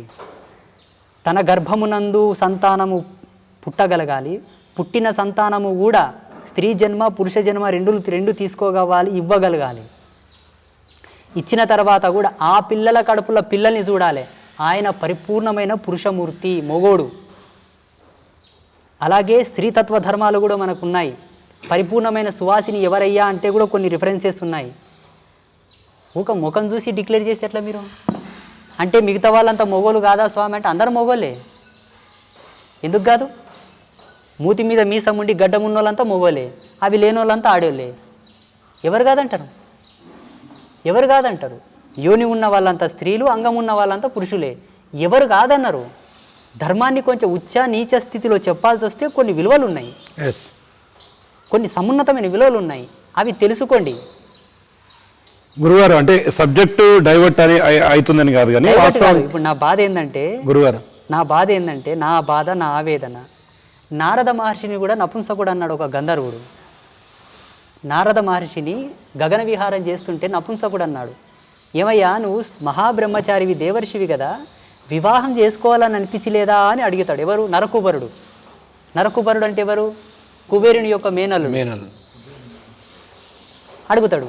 అప్పుడు నారదుడు ఈ ప్రశ్న అడగాల్సిన అవసరం లేదనే దేవర్షి. దేవర్షి అంటే ఏంటో తెలుసా? దేవర్షి అంటే దేవతల కన్నా ఎక్కువ పవర్స్ ఉంటాయి ఆయనకు. అంత తత్వం పొందిన వానికి తుచ్చమైన కామం మీద వాంఛ ఉంటుందా? అతన్ని ఈ మాట అడిగిండంట. అప్పట్లో ఆ కాలంలో, దేవతల కాలంలోనే. ఈ కలియుగంలో ఈ మూడులు నన్నంటే నేనెందుకు బాధపడాలి? కానీ నా భక్తులు ఇటువంటి కామెంట్లకు బాధపడకుర్రి, ఎవరో ఏదో అన్నాడని మీరు ఫీల్ అవ్వకూరు. నేనైతే ఫీల్ అవ్వను. ఈ వీడియోలు చూస్తారు మా వాళ్ళు కూడా చాలామంది. కొంతమంది ఫ్రస్ట్రేషన్ గురవుతారు. మా స్వామికి కామెంట్ వచ్చిందంటే ఎందుకు వచ్చింది అబ్బా అని బుర్ర బాదుకుంటారు. మీకు ఆ భయం అక్కర్లా. పురుషుడు అంటే ఏంటో కూడా తెలియదు, స్త్రీ అంటే ఏంటో కూడా తెలియదు. అందులో ఇవి నపుంసకులు అంటే కూడా ఎవరికి తెలియదు. ఇంతవరకు నపుంసకుడు వివరణ లేదు అసలు. ఇప్పుడు సమాజంలో కొజ్జోళ్ళు ఉంటారు కదా, కొజ్జోళ్ళు నపుంసకులు అనుకుంటారు, కిన్నరులు కొజ్జోళ్ళు అనుకుంటారు. కిన్నరులు వారు కాదు, కిన్నరులు వేరు. అంటే ఏంటి వ్యత్యాసం ఏంటి? కిన్నరులు, నరులు, వానరులు, ఇది కొంత వ్యత్యాసపూరితంగా డిఫరెన్సెస్ ఉన్నాయి ఇందులో. నిజమండి. చెప్పండి గురువారు, కిన్నెరులు అంటే ఏంది, వానరులు అంటే ఏంది, నరులు అంటే? ఏదో ప్రస్తావన వచ్చింది వాగుతున్నా నేను ప్రస్తావన వచ్చిందని వాగుతున్నా, ఎందుకు కావాలా ఇప్పుడు? అందుకే నేనేమంటా అంటే సమాజంలో ఏమాత్రము జ్ఞానం లేనుడు ఏదో పెడుతుంటాడు. అవును గురుగారు, మనం ఫీల్ అవ్వాల్సిన అవసరం లేదు. మీకు స్వయ అనుభవం ప్రకారంగా అటువంటిది ఏదైనా తారసపడినా జరిగినా దానికి విశ్లేషణాత్మకంగా మీరు చర్చించుకోవాలి తప్పిస్తే వేరే ఏ విధంగా కూడా మీరు అపోహ పడకూడదు.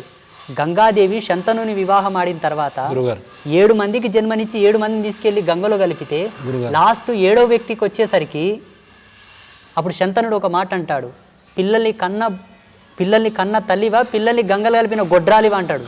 గురుగారు, గంగా శంతనుల సంవాదం ఉంది దేవీ భాగవతంలో. అంటే గురుగారు మీరు ఇన్ని చూస్తున్నాం అంటే ఎన్నో పురాణమైనటువంటి విషయాల గురించి చర్చిస్తున్నారు. మీ చదువు ఎంతవరకు సాగింది? అంటే ఆ తర్వాత దీని మీద ఎట్లా పట్టు సాధించారు? ఈ పురాణాల మీద, వీటన్నిటి మీద? మాకు ఒక చిప్ ఉంటుందండి. చిప్ అంటే ఒక సిమ్ కార్డు ఉంటుంది మాకు. చిప్పు ఆత్మజ్ఞానాన్ని నేచర్లో కనెక్ట్ చేసినామంటే అన్నీ డౌన్లోడ్ అవుతాయి.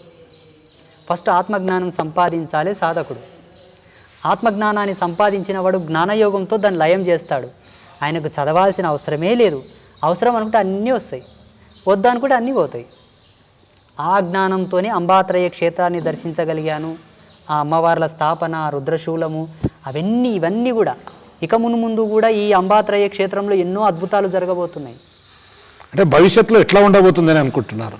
దిగ్విజయంగా మానవ మేధస్సుకి అందనటువంటి అనిర్వాజ్యమైనటువంటి గొప్ప గొప్ప సంస్కరణలు, కార్యములు ఇక్కడ జరగబోతాయి. గురువారు, మధ్యలో అడుగుదాం అనుకున్నాను ఒక క్వశ్చన్, ఇప్పుడు లేట్గా ఐడియాకి వచ్చింది. వాస్తవంగా మీరు ఇక్కడ ఉంటున్నారు, అమ్మవారికి పూజలు కూడా చేస్తున్నారు. చాలామంది ఈ కాలంలో నమ్మకాలు, మూఢనమ్మకాలు అనేది చాలా బలంగా నాటుకుపోయినటువంటి వ్యవస్థ. ఎప్పుడైనా ఎవరైనా మీ దగ్గరికి మాపై చేతబడి జరిగింది, మాపై ప్రేతాత్మలను ప్రయోగించారు, మాకు ఇబ్బందులు కలుగుతున్నాయి అంటూ మీ దగ్గరకు వచ్చిన వారికి మీరు ఎట్లా పరిష్కారం చూపించారు? మాకుండేటటువంటి తపశక్తి మాకు ప్రధానమైంది, మా మంత్రబలమే. ఒక భస్మం పట్టుకున్నాం అనుకోండి, కుంకుమ పాకిటో భస్మం పట్టుకున్నాము, ఆల్రెడీ మా ఆత్మ లోపల రమిస్తూ ఉంటుంది. ఊగా వ్యావహారికంగా మాట్లాడుతుంటాం, మళ్ళీ ఏం చేస్తాం, తప్పదు.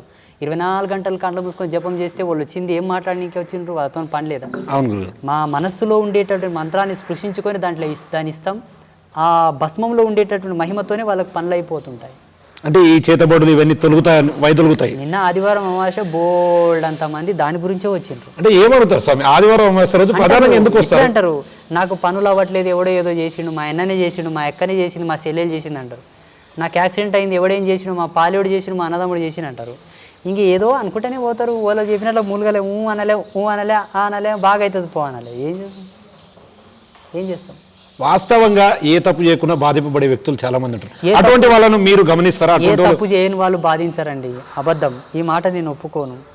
అకారణంగా ఈ జగతిలో గడ్డిపోస కూడా రాలదు. నేను ఈ విషయం చాలాసార్లు చెప్పాను, మళ్ళీ చెప్తున్నా. ఎండిన గడ్డి రాలనప్పుడు ఈ జీవకళలు బాధింపబడతాయా? మనలో శివుడు ఉంటాడండి. శివశక్తి కళలతో నిర్మాణం అవుతుంది ఈ దేహం.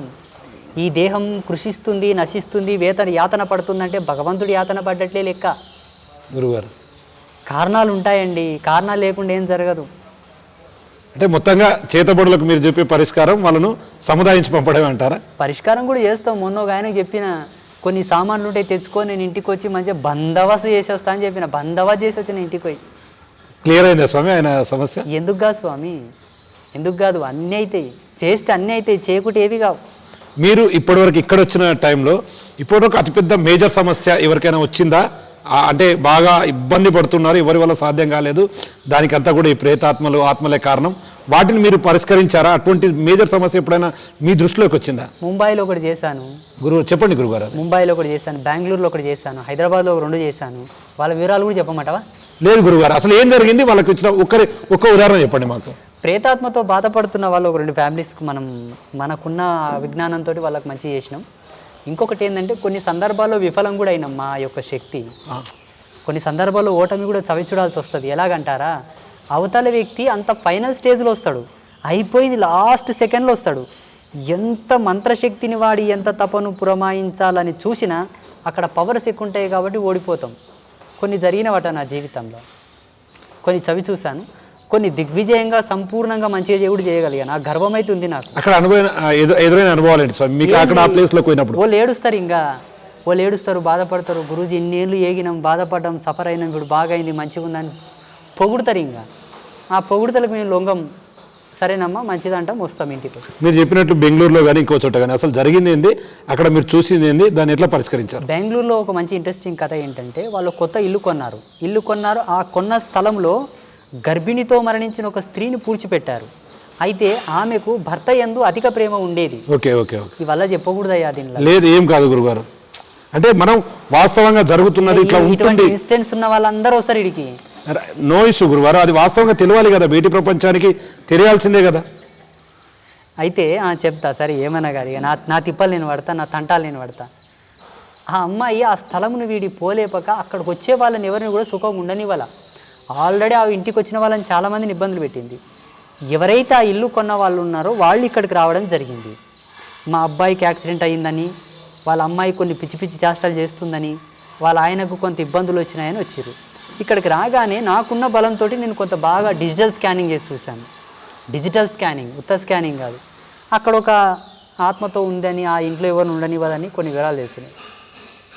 అక్కడికి వెళ్ళిన తర్వాత నాకున్న మంత్రజ్ఞానంతో భూతమండల స్థండిలం ఒకటి ఏర్పాటు చేసి అందులోకి ఆవాహన చేసి ఆమెకు ఉండేటటువంటి కోరికలని తెలుసుకొని అందుకు శాంతి జరిపించి ఆ ఆత్మను ఒక బూడిది గుమ్మడికాయలోకి ఆవాహన చేసి దిగ్బంధనం చేసి ఆ బూడిది గుమ్మడికాయని తీసుకెళ్ళి ఒక భద్రకాళి ఆలయంలో బలిస్తే ఆ ఆత్మ ఆ కాళికాదేవి లోపల ఐక్యమైపోయింది.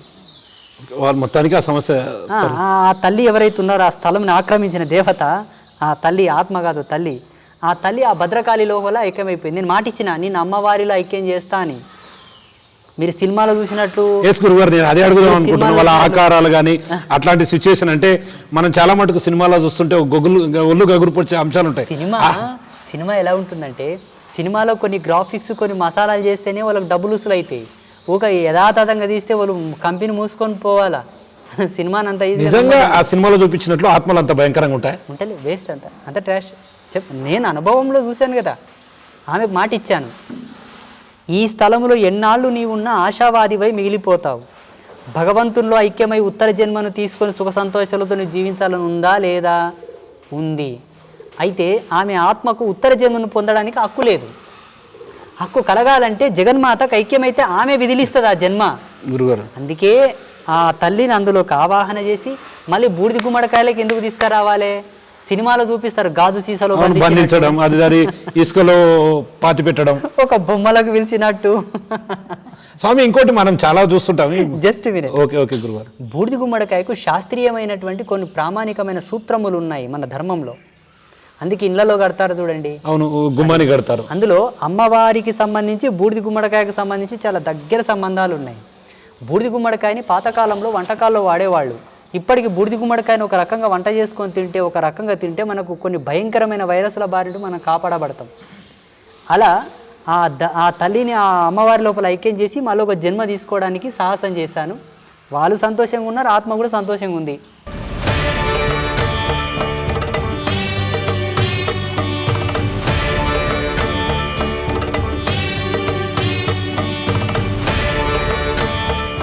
అంటే ఇంకోటి మనం కొంచెం కొన్ని సినిమాల్లో చూసాం, చాలా డిఫరెంట్గా ఉంటుంది. ఏదో బొమ్మను తీసుకొచ్చి పడుకోబెట్టి ఆ కాళ్ళకు గుచ్చితే కాళ్ళకు నొప్పి లేచినట్టుగా చేతబడులు. అంటే నిజంగా బొమ్మలో నిజంగా అవతల వ్యక్తిని బాధించవచ్చా? ఉంచవచ్చు. ఎట్లా సాధ్యమవుతుంది? లక్షణంగా పుష్టిగా బాధించవచ్చు, మంచిగా బాధించవచ్చు, ఎక్సలెంట్గా బాధించవచ్చు. ఎట్లా స్వామి, ఎట్లా పాసిబుల్ అవుతుంది అది? ఎలాగంటే ఇక్కడ మనకు ఉండేటటువంటి మెయిన్ రిఫరెన్సెస్ ఏంటంటే, అక్కడ ఉండేటటువంటి జీవుడి యొక్క అవశేషాలు ఇందులో కలిస్తే ఆయన యొక్క సంకేతాలు ఇక్కడ యాడ్ అయినట్లు లెక్క. అంటే ఇప్పుడు మనం వింటుంటాం ఏదో మట్టి తీసుకెళ్తారు. మట్టి తీసుకోవడం వల్ల కొన్ని ప్రయోగాలు జరుగుతాయి, అన్ని పెద్ద పెద్ద ప్రయోగాలు జరగవు. ఒక వ్యక్తిని శారీరకంగా మానసికంగా ప్రాణం పోయేటంత బాధించబడాలి, హింసించబడాలంటే ఇవన్నీ చెప్పకూడదండి. గురుగారు కంక్లూజన్లో ఉంది ఓవరాల్గా మీరు. సరే ఆమె బ్లడ్ శాంపిల్ కానీ, గోర్లు కానీ, వెంట్రుకలు కానీ, వీటిలో డిఎన్ఏ ఫార్మింగ్ ఉంటుంది కాబట్టి జీవ అవశేషమునకు సంబంధించినటువంటి లక్షణాలు ఉంటాయి, జీవ కళలకు సంబంధించినటువంటి సంపుటీకరణ ఉంటుంది కాబట్టి వాటి చేత మంచి చేయొచ్చు, చెడు చేయొచ్చు. స్వస్తి, ఇంక ఇది బంద్ చేద్దాం, ఈ చేతబడులు ఇవల్ల బంద్ చేద్దాం. ఓకే గురుగారు, జనాలు పిచ్చెక్కిపోతారు. ఇంకా అబ్బో, అంటే మీ దగ్గరికి యాక్చువల్గా వాస్తవంగా ఇటువంటివన్నీ తెలుసుకుంటే కూడా చాలా మంది వచ్చే అవకాశాలు ఉంటాయి, కానీ అది రావద్దని మీరు కోరుకుంటున్నారు. కానీ సమస్యలు ఉన్నవారు సమస్యలు తీర్చాలని చెప్పి కోరుకుంటున్నారు. నేను ఒక మాట చెప్తా, భక్తి పరమశ్రేష్టం, భక్తి పరమోత్కృష్టం, భక్తి అనేది చాలా గొప్పది. ఇప్పుడు ఇంటి భక్తితో ఎవరు రారు. నాతోనికి భక్తులై వస్తే నేను స్వీకరిస్తాను, నన్నే వ్యాపారం చేసి వాళ్ళు వ్యాపారం చేసుకుంటే నాతోనికి రావద్దు. వింటారా గురుగారు? నేను శ్రేష్టమైన సత్య సనాతన ధర్మంలో ఉండేటటువంటి ఒక పరిపూర్ణ విశ్లేషకుడను, ఒక విశ్లేషకుడను. నేను అంధవిశ్వాసాలను నమ్మను, మూఢనమ్మకాలకు నేను ఆమెడ దూరం ఉంటా. నాకు ఇదైంది అదే నేను నమ్మను స్వామి, తొందరగా నేను తిడతా వాళ్ళని. నిజం, నాతోనికి వచ్చే భక్తులను మీరు తెలుసుకోండి. స్వామితోనికి వచ్చి ఏం చేసిండు అని మీరు ఎంక్వైరీ చేయండి. తిట్టి తోలిస్తాడబ్బా, ఏం చేయడా అంటారు డైరెక్ట్. మీరు అడగండి. పని పడితే అమావాస్యకు పున్న కెమెరా పట్టుకొని వచ్చి నిలవాడు. ఖచ్చితంగా వస్తాం స్వామి, ఈసారి అమావాస్యకు ఖచ్చితంగా ఇక్కడ అసలు భక్తులు ఏం చేస్తున్నారు, మీరు వాళ్ళకి ఏం ఉపదేశం చేస్తున్నారు అనేది కూడా ఒకసారి కనుక్కుంటాం. నాతోనే తిట్లు తినిపోతారు అందరూ వాళ్ళంతా కూడా. ఇప్పటిదాకా మనం దాదాపు గంటన్నర సేపు మాట్లాడుకున్నాం. ఫైనల్గా మీరు చెప్పాలనుకున్నది ఏంటి జనాలకు, ప్రజలకు, మీ దగ్గరకు వచ్చే భక్తులకు? ఒకవైపు గురువులను, అదేవిధంగా వేరే వారిని కామెంట్ చేస్తున్న వారికి ఓవరాల్గా వాళ్ళకి ఏం చెప్పాలనుకుంటున్నారు? ఫైనల్గా మీరు చెప్పే సందేశం ఏంటి? మనకు భగవంతుడంటే పరమ విజ్ఞానం, దేవుడు అంటే నమ్మకం కానీ మూఢనమ్మకం కాదు. భగవంతుణ్ణి మీరు చేరుకోవాలంటే జ్ఞానంగా చేరుకోండి, అజ్ఞానంగా చేరుకోవద్దు. శాస్త్రాన్ని నమ్మండి, ఓవర్ ఎక్స్పెక్టేషన్ పెట్టుకోకండి. మంత్రాలను నమ్మండి, దాని మీద కూడా ఓవర్ ఎక్స్పెక్టేషన్ పెట్టుకోకండి. దేవుని నమ్మండి, పూజించండి, దేవునికి దాసులు అవ్వండి. ముక్తి వస్తుంది, మోక్షం వస్తుంది, మీ వంశావళి సుఖ సంతోషాలతో ఉంటుంది. ఆ భగవంతుడనే ఒక నమ్మకం మీద మీ యొక్క అస్తిత్వాన్ని పెట్టాల్సి వస్తే దానివల్ల దేవుని మీద నమ్మకం పోతుంది, మీకు దొరకాల్సిన ఆ కాస్త పుణ్యం కూడా మీకు దొరకదు. అందుకే కష్టం అనివార్యం, కష్టం మీరే తీర్చుకోవాలి. భగవంతుడు దానికి ఒక కేంద్రకంగా శక్తిని ఇస్తాడు. అంటే స్వామి మధ్యలో ఒక చిన్న క్వశ్చన్ కూడా మిస్ అయ్యాం. చాలా మటుకు చాలా సందర్భాల్లో గుడుల దగ్గర, కొన్ని గుళ్ళ దగ్గర మాత్రమే ఈ జంతువులను వీటిని బలిస్తారు. వాటిని కొంతమంది వ్యతిరేకిస్తూ వస్తున్నారు, కొంతమంది పర్వాలేదు అంటున్నారు. నిజంగా జంతువులను బలియడంలో తప్పుందా, రైట్ ఉందా, ఏంటి, ఎట్లా తీసుకోవాలి దాన్ని? మాంసభక్షణ చేయాలి, మాంసం తినాలి, మంచి చికెన్ మంచి మటన్ తినాలి, ఇంకేదో తినాలనుకుంటే మీరు కోసుకొని తినండి. దానివల్ల జరిగే నష్టాలన్నీ జరుగుతాయి, ఏగుతూనే ఉంటారు. ఏగురి, మీ జీవితాలే ఏగనికే ఉంటే ఏగురి. భగవంతునికి మాంస నివేదన చేస్తాం, దేవుళ్ళ దగ్గర కోళ్ళు కోస్తాం, గొర్రెలు కోస్తాం, మేకలు కోస్తాం అంటే తత్కారణంగా మీకు అందరికీ నాశనమే తప్పిస్తే ముక్తి లేదు, మోక్షం లేదు, పుణ్యం లేదు, పురుషార్థం లేదు, ఏమీ లేదు. రాక్షసత్వం రాక్షసులే. మీరు భగవంతునికి ఏమి నివేదిస్తారో మీకు అదే రిఫ్లెక్ట్కి ఇస్తాడు. అంటే మనం ఏం తిరిగిస్తామో. దేవుడు అంటే మంచి అద్దం అండి. అద్దంలో నువ్వు ఎలా చూసుకుంటే అలాగే కనిపించినట్టు ఉంటుంది భగవంతుని ఛందస్సు. నువ్వు ఏమి నివేదించి కొలుస్తున్నావో నీకు అదే రిప్లేగా వస్తుంది. నువ్వు అక్కడ అసుర సంకేతాలతో కొలుస్తున్నావు కాబట్టి నీ ఇల్లు అసురం, నీవు అసురం, నీ సంసారం అసురం. ఈనాడు కోటీశ్వరుడైన రేపు బిచ్చగడవగాక తప్పదు. ఓకే గురుగారు, థ్యాంక్ యూ సో మచ్. ఎంతోసేపు నా కోసం. ఇంకా మీరు బిగ్ టీవీ ఛానల్ వాళ్ళకందరూ కూడా శ్రీమాత ఆశీస్సులు ఎలవేళలా ఉంటాయి. అంబాత్రయ క్షేత్రం అనేది ప్రపంచంలోనే ఒక విజ్ఞాన శకలంగా మిగలాలన్నది మా సంకల్పం. మా జీవితానికి మాకు ఆ జగన్మాత యొక్క దాసుడుగా ఉండడమే లక్ష్యం. అందు కేంద్రకంగా వచ్చిన వాళ్ళని అనుగ్రహిస్తాం. బాగాకపోతే మేము కూడా ఏం చేద్దాం, గొంతు మూసుకొని సతుమా. ఉన్న తపస్సులు ధారపోస్తాం, ఉన్న మంత్రాలన్నీ వాడుతాం, అయినా బాగాకపోతే మేమేం చేద్దాం. అమ్మవారే దానికి శ్రీరామ రక్షగా నిలబడుతుందని మాట. స్వస్తి. మొత్తంగా అమ్మవారి అనుగ్రహంతో ప్రజలు సుభిక్షంగా ఉండేందుకు అంబాత్రయ క్షేత్రంలో తను పూజలు నిర్వహిస్తూ ముందుకు వెళ్తున్నాడు. భవిష్యత్తులో కూడా అందరూ చల్లగా ఉండాలి, అమ్మవారి ఆశీస్సులతో అందరూ సుఖశాంతులతో జీవించాలని చెప్పి కూడా శ్రీ శ్రీ శ్రీ ఆదిత్య పరాశ్రీ స్వామి కోరుతున్నటువంటి పరిస్థితి ఇక్కడ ఈ క్షేత్రంలో కనిపిస్తుంది. మొత్తంగా ఇది ఇక్కడ ఓవరాల్గా అప్డేట్. కెమెరా పర్సన్ నగేష్తో శంకర్ గౌడ్, బిగ్ టీవీ, నారాయణపేట నుండి.